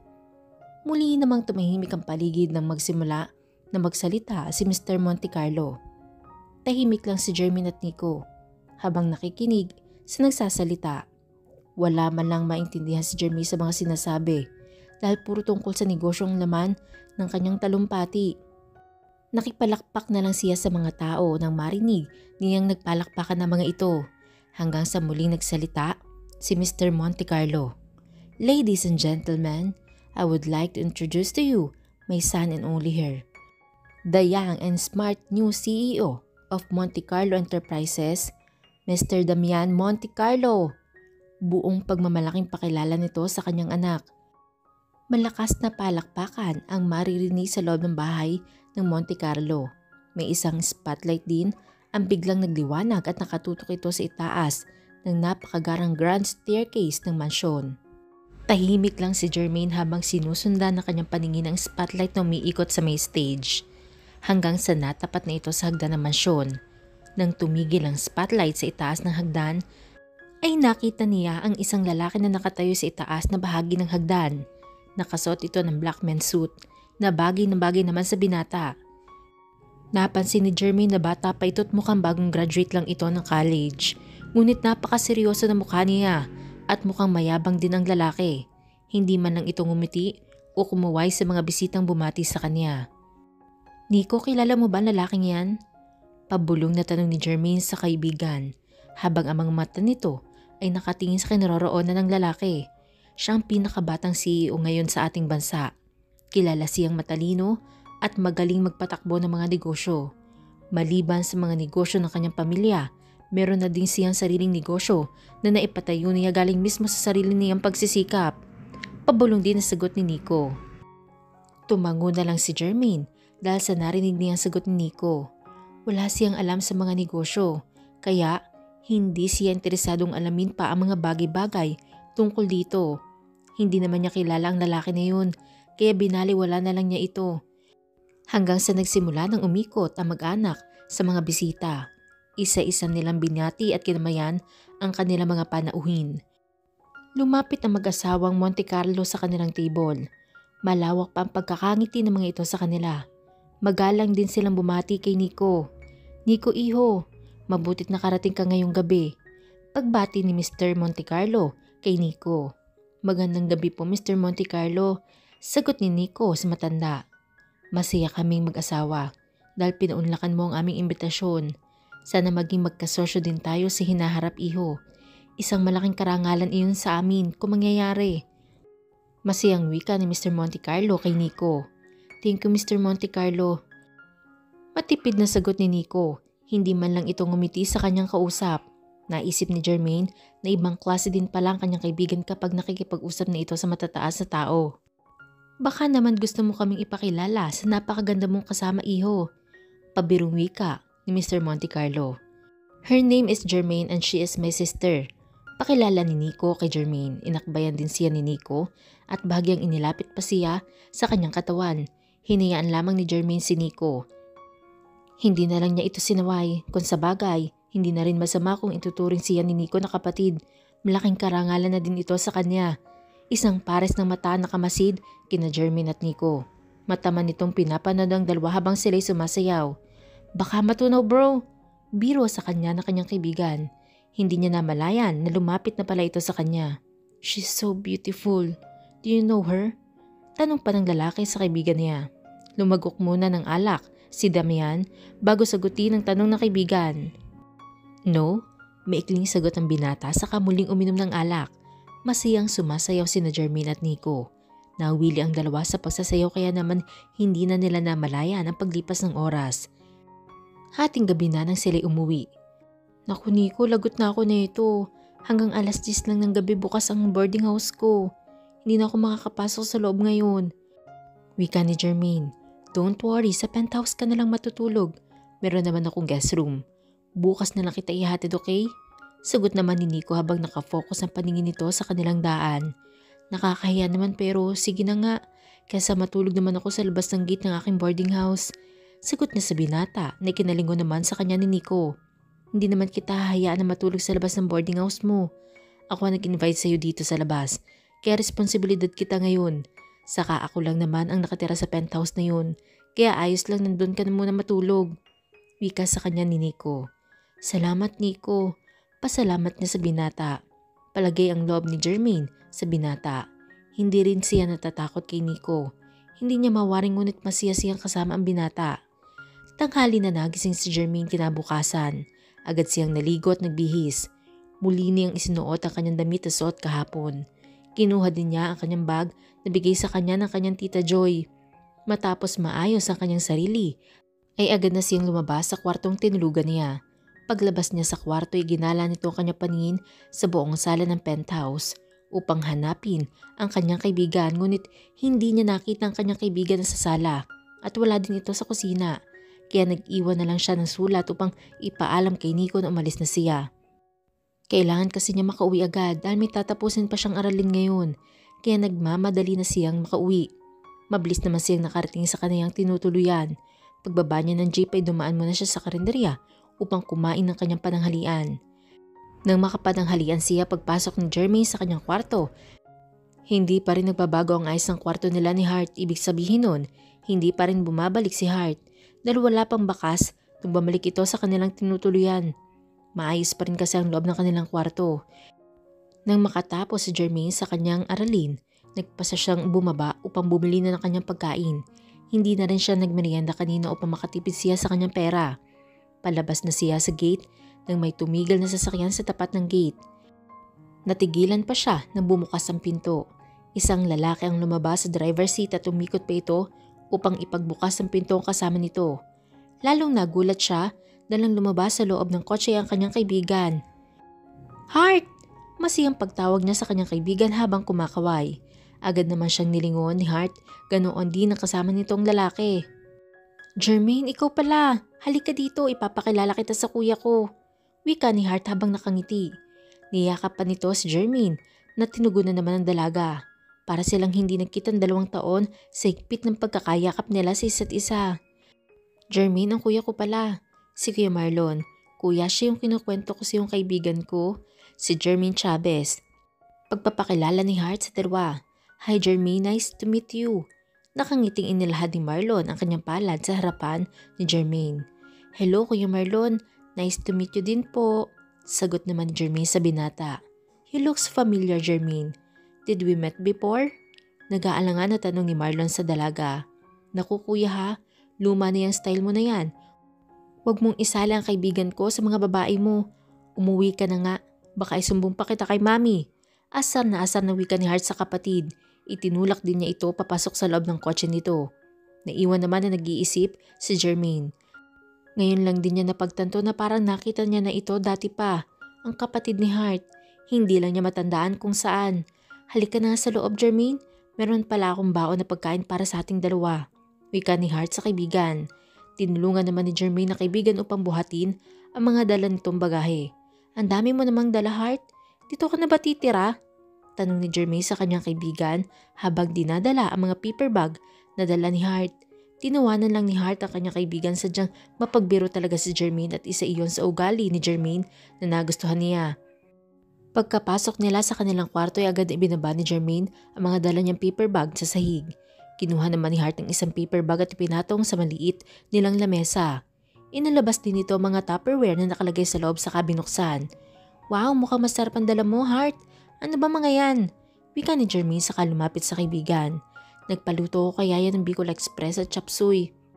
Alam ko kasing mahilig ka sa gulay at maanghang na pagkain kaya heto, nagdala ko ng hapunan natin. Sagot ni Hart saka nagsimula na sumandok ng kanin.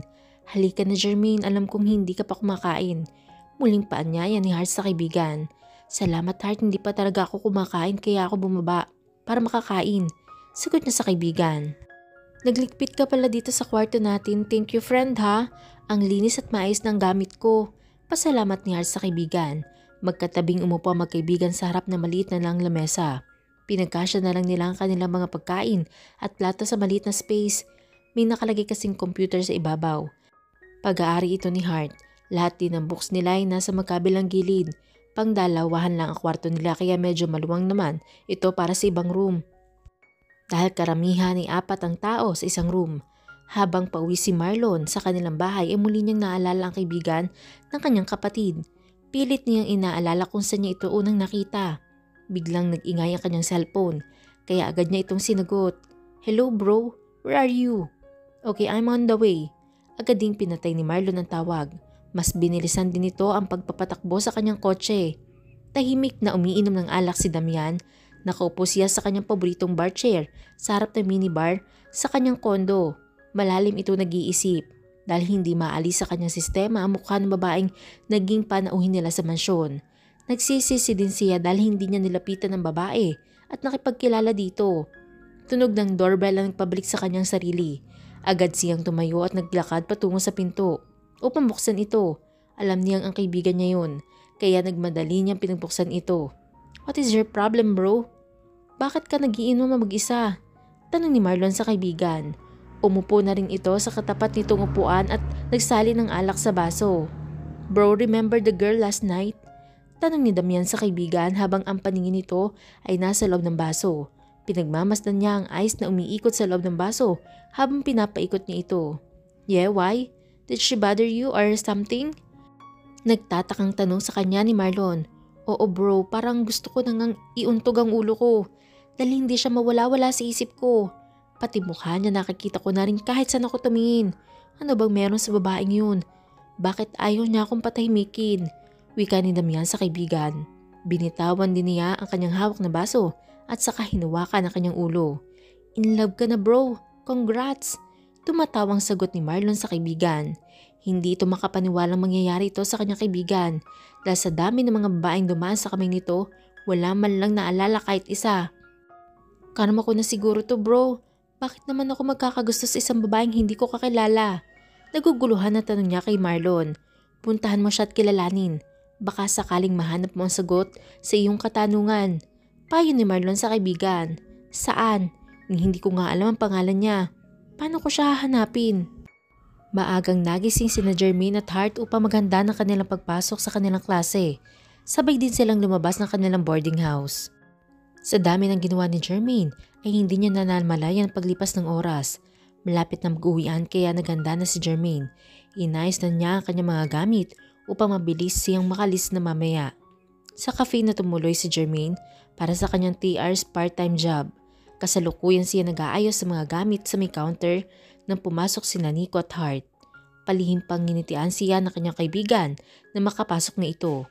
Binati muna siya ng kanyang dalawang kaibigan bago sila naghanap ng kanilang maupuan. Masayang pinagmasdan ni Jermaine ang dalawa habang nakaupo ang mga ito sa tabi ng glass wall. Maraming customer sa cafe kaya abala si Jermaine sa kanyang trabaho. Hindi lang kasi pagiging cashier ang trabaho niya.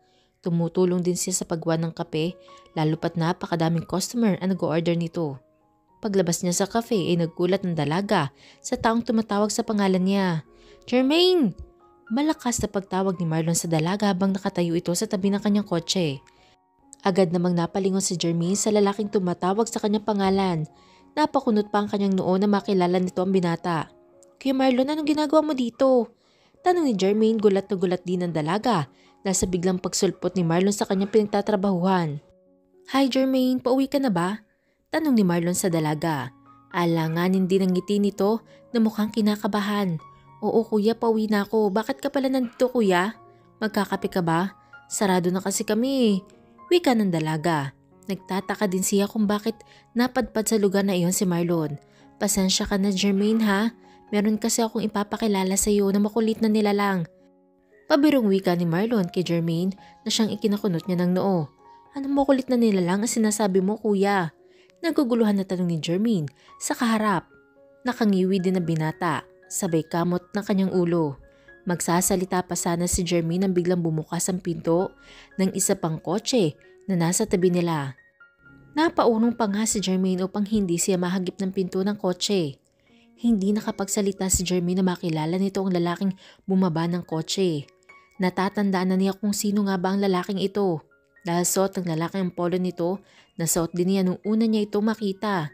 Biglang umangat ang dugo ni Jermaine sa kanyang ulo na maalala nito ang nakaraan, kung paano siya sinabuy ng tubig dagat ng binata at hinila pa sa dagat. Kung hindi lang siya nanlaban noon, baka kung ano nang ginawa ng mga bastos na lalaking ito sa kanya. Hinabol pa siya kinagabihan at ang suot nito ngayon ay ang suot niya noong habang hinahabol siya nito. Ikaw, anong ginagawa mo dito? Ang lakas naman ng loob mong magpakita sa akin matapos mo kong bastusin noon at kalad ka rin sa dagat. Nang dahil din sa iyo kaya nawala ang paninda kong bag. Ilang gabi kong pinagpuyatan na gawin ang bag na yun tapos nawala lang ng dahil sa iyo. Halos hindi huminga si Jermaine habang pinagsasabihan nito ang binata. Hindi na rin niya namalayan na dinuro-duro na rin niya ito. Napalunok muna si Damian bago ito nagsalita. Nagulat din siya sa mga sinabi ni Jermaine. Hindi niya akalain na ang babaeng napagtripan nila sa Islam Paraiso at ang babaeng kaharap niya ngayon ay iisa. Sorry miss.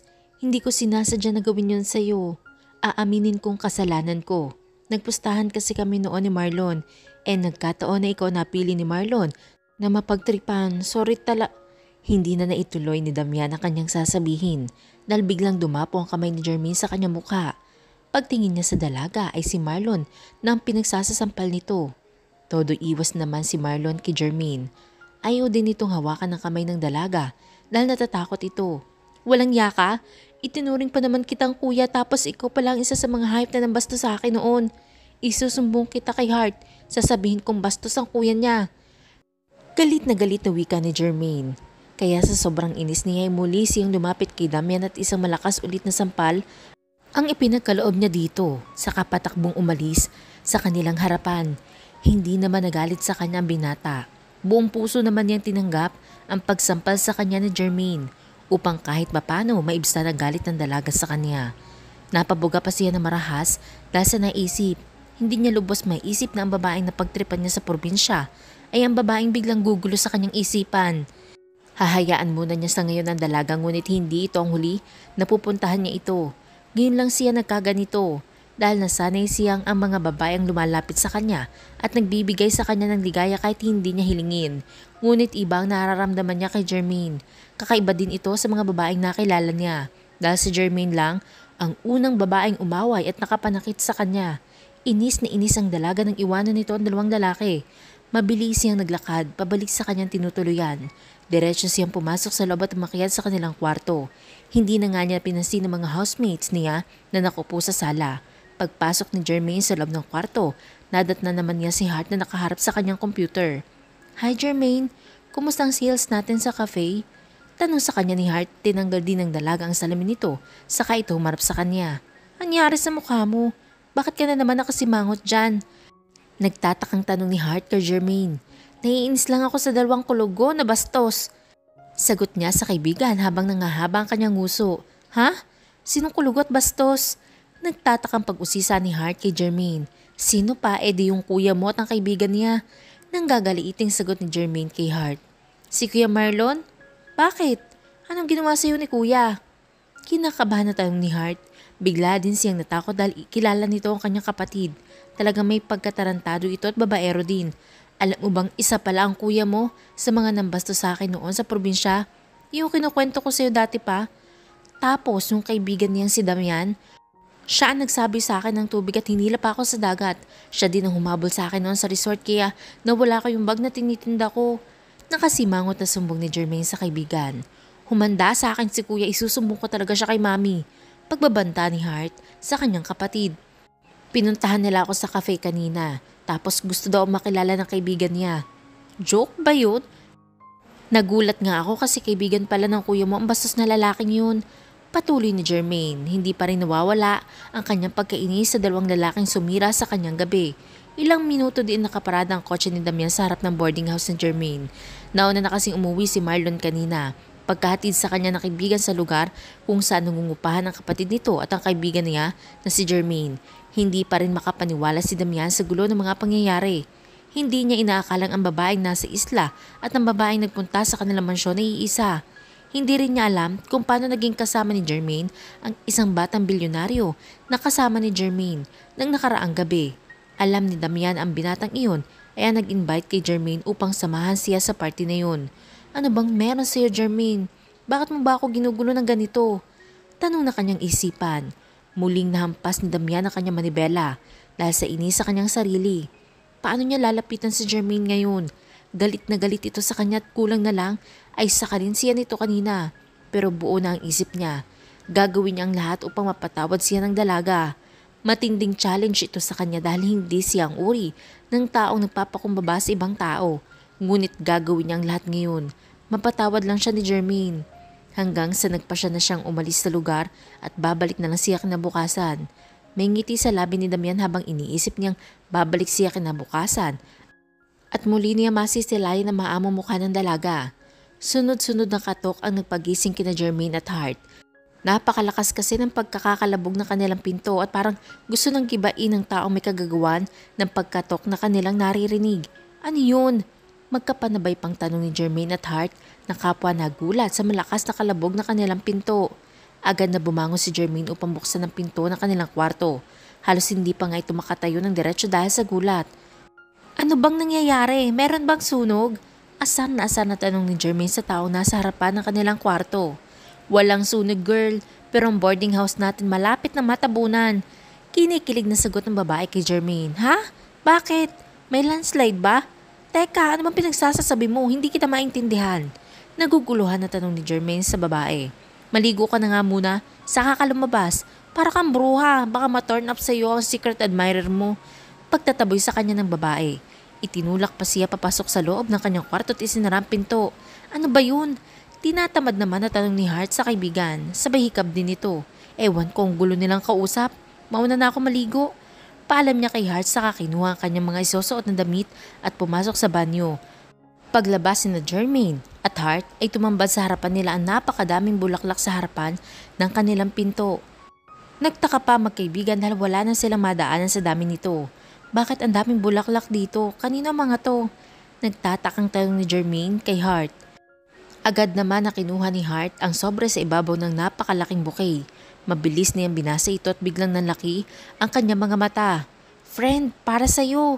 Wika ni Hart sabay pasa sa card na hawak niya. Agad na kinuha ni Jermaine ang card at binasa ang nilalaman nito. Jermaine, please forgive me. Damian. Ito ang nabasa ni Jermaine sa card na hawak niya. Muling sumama ang mukha ni Jermaine dahil sa kanyang nabasa. Muling bumalik sa kanyang isipan ang pagkainis niya sa binata.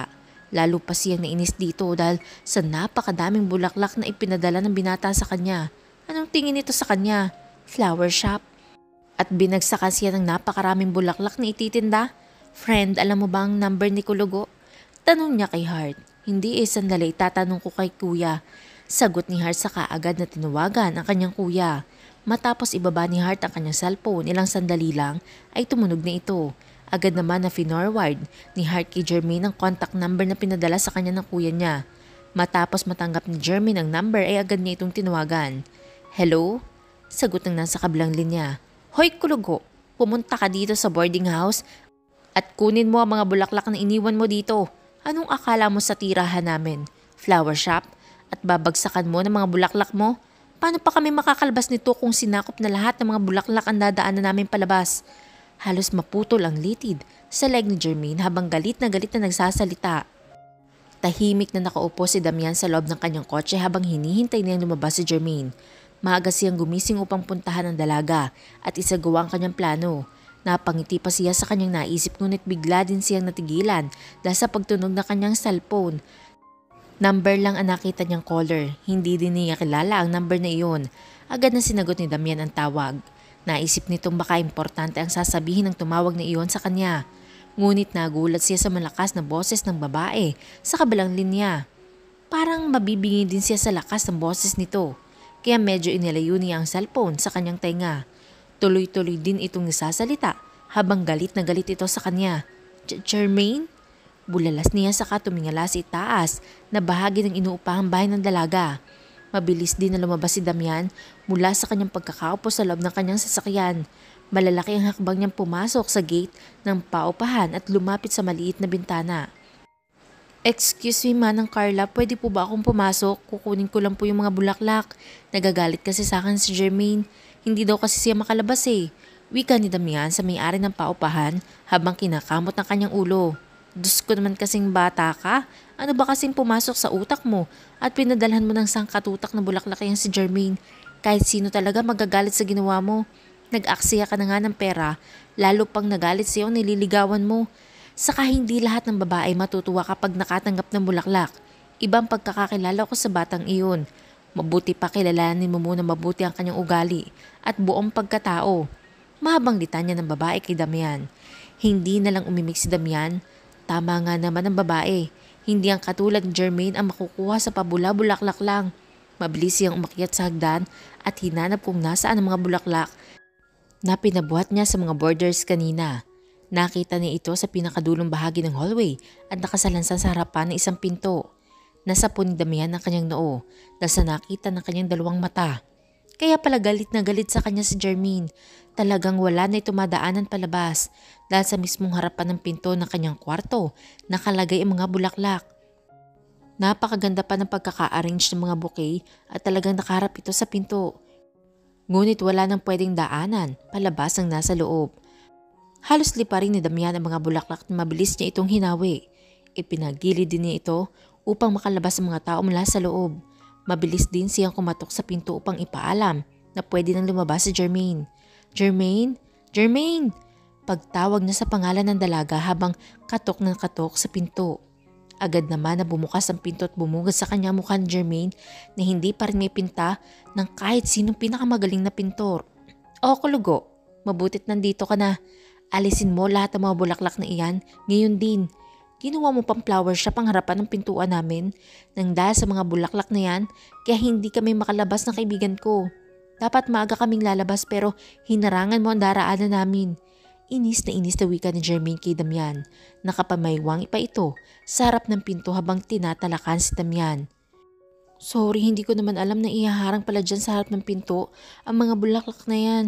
Ipinabuhat ko lang kasi sa mga borders kanina para ibigay sa iyo. Kinakabahan na paliwanag ni Damian. Halika na Heart, malalate na tayo. Pagtawag ni Jermaine sa kaibigan, saka mabilis na kinuha kanyang bag at mga ibang dalahin sa kanyang klase. Ihahatid ko na kayo, babalikan ko na lang itong bulaklak dito. Wika ni Damian saka mabilis na sinundan ng dalawang dalaga. Sumakay na kayo sa loob at ihahatid ko kayo. Muling wika ni Damian makalabas sila ng gate. Halika na friend, late na tayo. Wika naman ni Heart, saka hinilang kamay ni Jermaine. Ayoko, ikaw na lang kung gusto mo. Inis na sagot ni Jermaine sa kaibigan. Pero late ka na, huwag ka na kasing magmatigas pa. Muling wika ni Heart sa kaibigan. Nagsimula na rin kasi maglakad ito na mabilis upang makalayo sa dalawa. Ngunit nagulat si Jermaine nang bigla na lang siyang umangat sa lupa. Ay! Malakas na pagtili niya. Hindi niya kasi inaasahan. Nabubuhatin siya ni Damian. Malalaki din ang hakbang ni Damian na bumalik sa kanyang kotse upang isakay si Jermaine. Huwag kang malikot kung ayaw mong mahulog. Pabulong na wika ni Damian sa dalaga. Natigilan naman si Jermaine sa ginawa niyang pagpupumiglas dahil bigla siyang kinilabutan sa ginawang pagbulong sa kanya ni Damian. Nagtayuan din ang mga buhok niya sa katawan dahil sa kilabot na hatid nito sa kanyang buong pagkatao. Mahigpit na hinawakan ni Jermaine ang leeg ni Damian. Upang hindi siya mahulog, agad naman na pinaupo ni Damian ang dalaga sa unahan habang si Hart ay nakahawak sa pinto ng kotse. Pinagbuksan na ni Hart ang pinto kanyang kaibigan kaya madaling na ipasok ito sa loob ni Damian. Pagkababa ni Damian kay Jermaine sa upuan ay muli pa siyang dumukwang upang lagyan ito ng seatbelt. Parang napipi naman si Jermaine dahil hindi na ito nagsalita pa. Parang nandigas din ang kanyang buong katawan dahil sa ginawang pagbuhat sa kanya ni Damian. Hanggang ngayon ay dama pa rin niya ang mainit na hininga ng binata na tumama sa kanyang leg at punong tainga. Dahil sa gulat ni Jermaine ay parang umurong pati ang dila niya. Kung kanina ay ang lakas-lakas ng kanyang boses, ngayon naman ay tahimik na ito na siyang ipinagtaka ni Hart. Jermaine, bakit hindi ka na nagsasalita? Parang kanina lang ang ingi-ingi ng bunganga mo. Nagtatakang tanong ni Hart sa kaibigan. Medyo lumapit siya kay Jermaine upang marinig nito ang kanyang pagbulong. Nakaupo kasi si Jermaine sa harapan at siya naman ay nasa likod. Inirapan lang siya ni Jermaine at diretsyong tumingin ito sa harapan. Napapangiti na lang si Hart. Mukhang nagkaroon na rin ng katapat ng kanyang kaibigan na may pagkabungangera. Nahuli din ni Hart ang palihim na pagngiti ni Damian mula sa rear mirror. Mukhang masayang kaibigan ng kanyang kapatid ngayon. Parang nanalo ito sa karera dahil napapangiti na walang dahilan. Mabilis na nakarating si Jermaine at Hart sa kanilang university. Mabilis na bumaba si Damian upang pagbuksan ng pinto si Jermaine. Todo alalay pa siya sa dalaga. Kahit pinapalo na siya ni Jermaine sa kamay ay hindi pa rin siya nagpatinag. Siya na rin na nagbuhat sa mga gamit ni Jermaine upang makababa ito na maayos. Akin ang gamit ko. 5 minutes na lang time na namin. Nakasimangot na wika ni Jermaine kay Damian. Mabilis naman ipinasa ni Damian ang kanyang bag at ang lagayan nito na kanyang mga sketch. I'll see you tonight. Pahabol na wika ni Damian habang papasok na si Jermaine sa gate ng university. Hinintay muna nito ang dalaga na makapasok sa loob ng building saka siya umalis ng kanyang kinatatayuan. Masayang umuwi si Damian sa kanyang kondo. Pasipol-sipol pa siya habang nagbibihis ng kanyang pang-opisina. Nang matapos na siya magbihis ay agad na siyang lumabas ng kondo at bumaba sa parking lot. Pagdating niya sa kumpanya ay mabilis na pumasok si Damian sa building na pagmamayari ng kanyang pamilya. Mabilis na lumipas sa maghapon. Palabas na si Jermaine sa cafe nang dumating si Damian. Nagulat pa si Jermaine nang bigla itong sumulpot sa kanyang harapan. Anong ginagawa mo dito? Tanong niya sa binata, hawak din niya ang kanyang dibdib dahil sa pagkagulat. Sinusundo ka, let's go. Sagot ni Damian habang kinukuha sa kamay ni Jermaine ang mga bitbit nito. Bakit kailangan mo kong sunduin?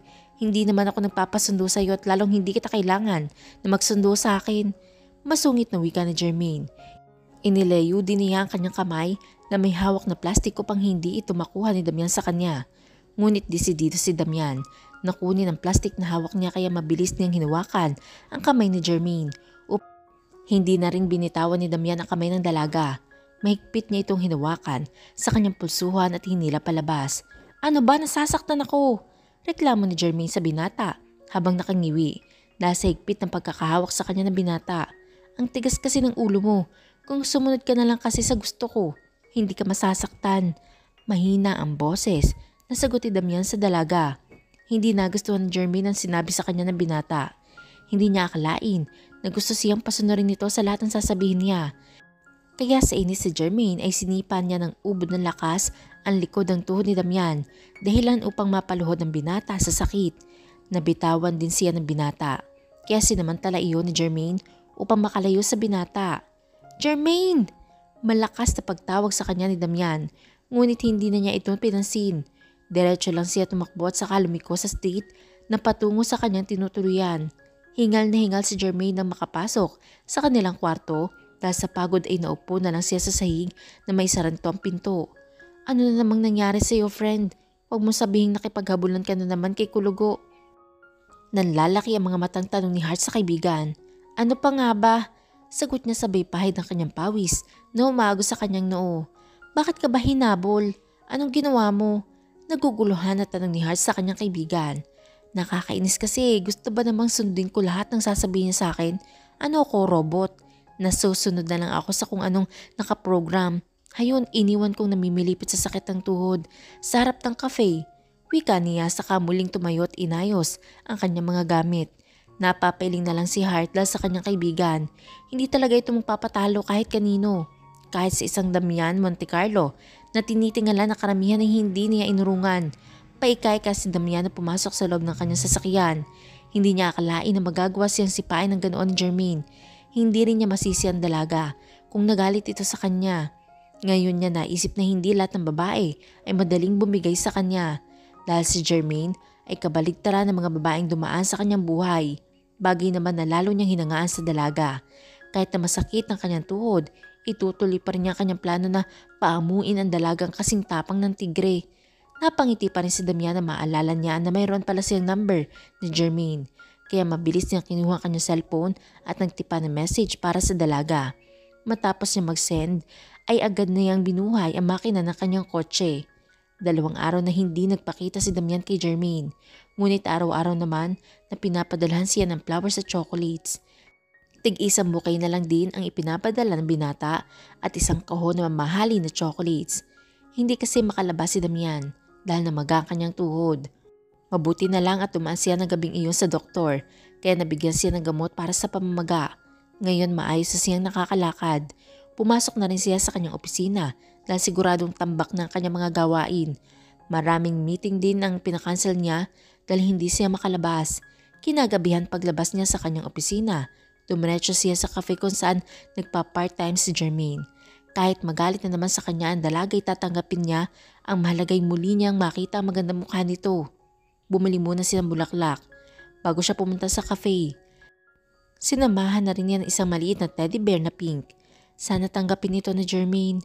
Sisip-isip ni Damian. Kinakabahan din siya sa pwedeng gawin na naman sa kanya ni Jermaine. Maga pa nang makarating si Damian sa cafe. Kaya minabuti niyang pumasok na lang sa loob. Naabutan niya ang dalawa na gumagawa ng kape. Nakatalikod si Jermaine mula sa counter at abala ito sa kanyang ginagawa. Nang matapos ng dalaga ay bigla itong pumihit parap sa kanya sa counter. Parang naistatwa naman si Jermaine nang makita si Damian na nakatayo sa harap ng counter. Hindi nakagalaw si Jermaine at nakatingin lang siya sa binata habang nanlalaki ang kanyang mga mata. Ano? Magtititigan na lang ba kayong dalawa? Biglang natauhan si Jermaine dahil sa boses ng kanyang manager. Hindi niya namalayan na lumapit na ito sa kanya. Sorry sir. Sagot na lang ni Jermaine sa manager, saka nagbaba ng kanyang paningin. Bigla kasi siyang nahiya sa kanyang manager dahil huling-huli siyang nakatunganga. Hi, Jermaine? Malumani na pagbati ni Damian sa dalaga. Sobrang lakas din ang kaba sa kanyang dibdib sa mga sandaling ito. Hello? Alanganin na sagot ng dalaga kay Damian. Muli pa niyang sinulyapan ng kanyang manager. Baka kasi pagalitan siya nito pero nakangiting tumangulan sa kanya lalaki. Parang ipinapahiwatig nito na okay lang. This is for you, Jermaine. Hope you like it. Wika ni Damian habang iniabot nito ang binili niyang bouquet na may kasamang maliit na pink teddy bear. Napakaganda nito at kahit sino matutuwa na tumanggap ng ganitong regalo. Thank you. Nahihiyang tinanggap ni Jermaine ang bouquet. Ngunit nasa teddy bear na pink ang kanyang paningin. Kinikilig naman ang mga kasamahan niya sa cafe dahil sa tanawin na nasa harapan nila. Bagay na bagay sila. Grabe ang gwapo na maliligaw ni Jermaine at mukhang mayaman. Kinikilig na bulong na isang waitress na kasama nito. Oo nga, sana makakilala din tayo ng ganyan kagwapong lalaki. Naku, pag nagkataon pipikutin ko na kagad para wala nang kawala. Pabulong din ang sagot ng isa. Jermaine, pwede ba kitang ihatid mamaya? Please? Malumani na wika ni Damian. Bakit kailangan mo pa kasi akong ihatid? Ang lapit-lapit ng uwian ko. Diyan lang naman ako sa kabilang kanto uuwi. Sagot ni Jermaine sa binata. Basta lang, gusto lang kitang ihatid. Sagot nito habang nakatitig sa mga mata ni Jermaine. Parang napapaso naman na nagbawi ng paningin si Jermaine. Hindi niya alam kung bakit pero nakakaramdam siya ng kakaibang kilabot sa kanyang kaibuturan sa mga titig sa kanya ni Damian. Bahala ka. Sagot na lang niya sa binata upang umalis na ito sa harapan niya. Iba kasi ang pakaramdam niya kapag kaharap niyang binata, parang nawawala siya sa focus. Inilagay muna ni Damian ang mga gamit ni Jermaine sa upuan sa bandang likod ng kotse. Saka agad na pinagbuksan ng pinto ang dalaga. Walang imikan ang dalawa sa loob ng kotse. Pareho silang nagkahiyaan na magsalita na dalawa. Mabilis naman silang nakarating sa tinutuluyan ni Jermaine. Bubuksan na sana ni Jermaine ang pinto ng kotse pero pinigilan siya ni Damian. "Wait Jermaine, can we talk?" Wika ni Damian habang pinipigilan ang kamay ni Jermaine na buksan ang pinto. "Anong pag-uusapan natin?" Nagtatakang tanong ni Jermaine sa binata. "Gusto ko sana mag-sorry sa'yo. Sa lahat ng ginawa ko sa'yo noon sa Isla Paraiso at sa lahat ng mga nagawa kong ikinagalit mo sa akin lately. Sorry Jermaine." Buong tapang na humingi si Damian ng paumanhin sa lahat ng nagawa niya sa dalaga noon. Parang gusto din niya matawa sa sarili niya dahil ngayon lang siya nagsabi ng sorry sa ibang tao sa buong buhay niya. Kay Jermaine lamang niya ito na ginawa. Tumangulang ang dalaga. Hindi niya alam kung ano ang kanyang isasagot sa binata. Totoong nagalit siya ng gusto kay Damian noon pero nang malaman niyang hindi ito nakatayo ng 2 araw ay bigla siyang nahiya sa binata. "Jermaine, pwede ba tayo magsimulang muli bilang magkaibigan?" Tanong ni Damian sa dalaga. Bigla naman nag-angat ang paningin si Jermaine. Diretso siyang nakipagtitigan kay Damian at nakita niya pasusumamo sa mga mata ng binata. Kaya hindi na rin siya nagdalawang isip na tanggapin ang pakikipagkaibigan sa kanya ni Damian. "Okay," sagot niya na may ngiti sa kanyang labi habang tumatango. "Talaga?" Halos hindi makapaniwalang tanong sa kanya ni Damian. Malawak din ang pagkakangiti ng binata. "Yes, friends." Muling sabi ni Jermaine sabay lahad ng kanyang kamay sa harap ni Damian. Agad namang tinanggap ni Damian ang pakikipagkamay sa kanya ni Jermaine. Mahigpit pa niya itong hinawakan dahil sa saya na kanyang nararamdaman. "Friends," pag-ulit pa ni Damian sa sinabi ni Jermaine habang mahigpit na hinawakan ang kamay ng dalaga. "Aray! Grabe ka naman. Gusto mo atang durugin ang kamay ko." Nakasimangot na reklamo ni Jermaine sa binata. Agad din niyang hinila ang kanyang kamay na nasaktan sa kainihipan. Sorry, hindi ko sinasadya. Masaya lang ako kaya napahigpit ang pagkakahawa ko sa kamay mo." Paghingi ng pamanhin ni Damian sa dalaga. Muli din niyang kinuha ang kamay ng dalaga at siya na mismo ang umihip dito. "Okay na ako, sige na. Kailangan ko nang pumasok. Baka pagsaraduhan na ako ng may-ari ng paupahan." Wika ni Jermaine saka tinanggal ang kanyang seatbelt. "Wait!" sabi ni Damian saka nagmadaling bumaba ng kotse saka umikot sa gawin ni Jermaine at pinagbuksan nito ang dalaga. "Thank you." Pasalamat ni Jermaine na makuha na niya lahat ng kanyang gamit. "Hintayin mo ko bukas, okay? Pupuntahan kita dito na maaga." Pahabol pa ni Damian sa dalaga habang papasok na ito sa gate. Tumangulang si Jermaine sa tuluyan na pumasok sa loob ng bahay. Nakangiti din siya habang umakyat ng hagdan hanggang makapasok sa kanilang kwarto ni Hart. "Himala, maganda ata ang gabi mo ngayon friend. Ano bang meron?" Nagtatakang tanong ni Hart sa kaibigan. Tumayo din ito mula sa kanyang upuan at lumapit kay Jermaine. Sinalat pa nito ang noo at leeg ng kaibigan upang alamin kung may lagnat ito. "Wala ka naman lagnat. Ano bang nangyayari sa'yo?" Puno ng pag-alala na tanong ni Hart sa kaibigan. Nasayang nakasisiyan na nakasimangot ang kanyang kaibigan nitong mga nakaraang araw. Kaya naman labis siya nagtataka ngayon kung bakit ito nakangiting umuwi. Bakit bawal na bang umiti ngayon? Pasupladang tanong ni Jermaine sa kaibigan. Umiwas din siya kay Hart dahil hindi niya alam ang kanyang sasabihin sa kanyang kaibigan. "Nagtataka lang kasi ako, Frenny, kasi naman parang binenta mo lahat ng saya sa mukha mo nito mga nakaraang araw. Dahil laging madilim ang tabas ng mukha mo kapag umuwi ka. Pero ngayon, tingnan mo naman para kang nanalo sa loto. Wait a minute, kanino galing ang bulaklak at teddy bear na yan? Uy, mukhang in love ka na, Frenny." Masiyang wika ni Hart, sabay akbay sa kaibigan. Hindi niya talaga ito titigilan hanggat hindi ito umaamin sa kanya. "Ikaw talaga kung ano-ano lang napapansin mo. Diyan ka na nga, maliligo lang ako." Pairap na sagot ni Jermaine sa kanyang kaibigan ngunit nakangiti pa rin ito at baka sa mukha nito ang saya na kanyang nararamdaman. Masayang umuwi si Damian sa kanyang kondo. Para siyang nanalo sa loto dahil nagkaayos na sila ni Jermaine. Aaminin niyang nahirapan din siyang pauumuin ng dalaga. Hanggang sa umabot pa sa nasaktan na siya ng gusto ng dalaga pero sulit naman ang lahat ng hirap niya. Dahil ngayon, tinanggap na ni Jermaine ang kanyang pakikipagkaibigan sa dalaga. Bago matulog si Damian ay nagsend na naman siya ng message kay Jermaine. Nakailang mensahe din siya ngunit walang sagot ang dalaga kaya nag-goodnight na lang siya. Baka kasi tulog na si Jermaine. Ngunit biglang nawala ang kanyang antok dahil biglang nag-reply si Jermaine. "Good night." Halos lumuwa ang mga mata ni Damian na mabasa ang reply na iyon ni Jermaine. Muli siyang bumangon at naglakad-lakad. Parang bigla siyang nasabik na makita ulit ang dalaga. Hindi niya maipaliwanag ang kanyang nararamdaman, ngunit iisa lang ang alam niya. Mahal na niya ang dalaga dahil ngayon lang siya nagulo ng isang babae sa buong buhay niya. Kinabukasan maagang nagising si Jermaine upang maghanda sa kanyang pagpasok. Matapos maligo isinuotan niya ang damit na bigay sa kanya ni Hart. Marami kasing ibinigay ang kanyang kaibigan sa kanya. Pero hindi pa niya naiisuot ang mga ito dahil nahihiya siya magsuot ng mga mamahalin. Pero naubusan na siya ng mga maiisuot dahil hindi na siya nakapaglaba dahil sa dami gawain niya. Kaya ngayon ay isinuot na niya ang isang dress na bigay sa kanya na kaibigan. Paglabas niya ng banyo ay saktong babangon naman si Hart. Humihikab pa ito at nagiinat na matigilan dahil sa nakitang ayos ng kanyang kaibigan. Ngunit bigla siyang napatayo na makita niya si Jermaine na suot ang bigay niyang dress. Ay, ang ganda mo, Frenny. Halos hindi kita nakilala. Bagay na bagay sa iyong damit mo. Papuri ni Hart sa kanyang kaibigan. Salamat friend, naubusan na kasi ako na may isuot.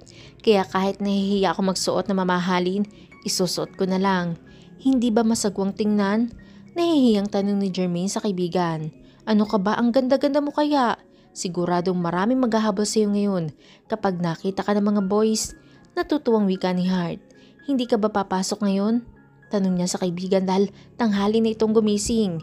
Dati naman isabay silang nagigising at nagkakape pero ngayon kakabangon lang nito. Mamaya pa ako alis, Frenny. Wala kasi ang prof namin sa first subject.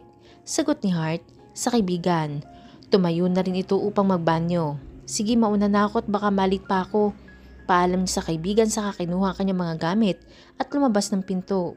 Paglabas ni Jermaine sa gate ay sakto naman na dumating ang kotse ni Damian. Tumigil muna siya sa tapat ng gate at hinintay na maiparada ng binata ang kanyang sasakyan. Good morning, Jermaine.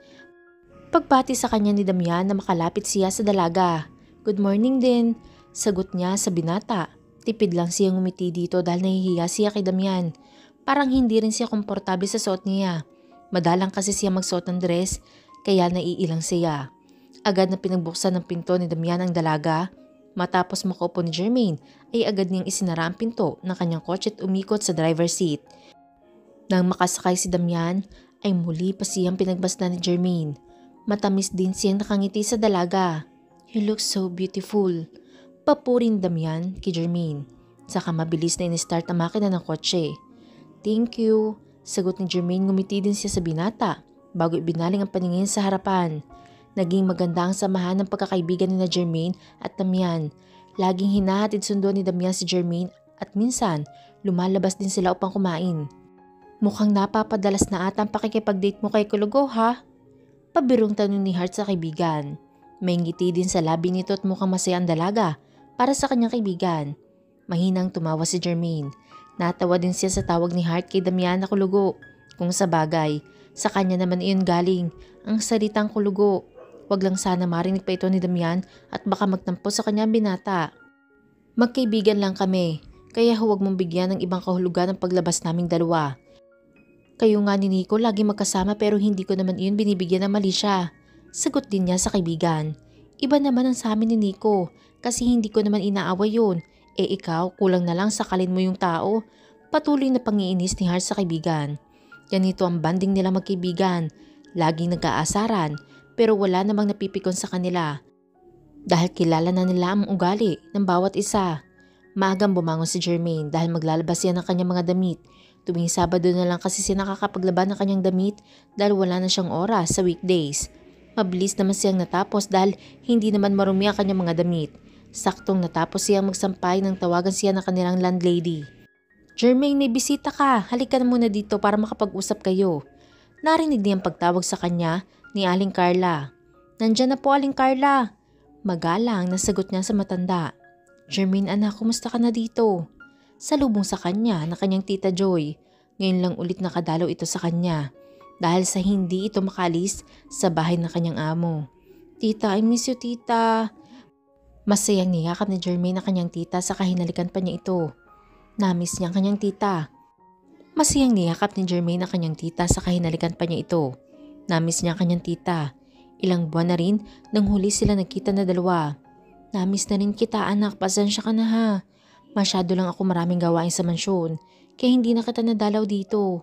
Wika sa kanya ng tita habang hinahaplos ang kanyang muka. Ayos lang po tita, naintindihan ko naman po. Salamat nga po pala sa mga pinadala niyo sa akin tita. Napakalaking tulong talaga sa akin ng mga binigay niyo. Pasalamat niya sa napakabait niyang tiyahin. Kung sana nagkaroon lamang ito ng anak siguro, busog na busog sa pag-aalaga at pagmamahal ang anak nito. Siya nga pala may dala ako ditong pagkain. Halika't pagsaluhan natin. Wika ng kanyang tita sa inalabas ang mga baon na daladala nito.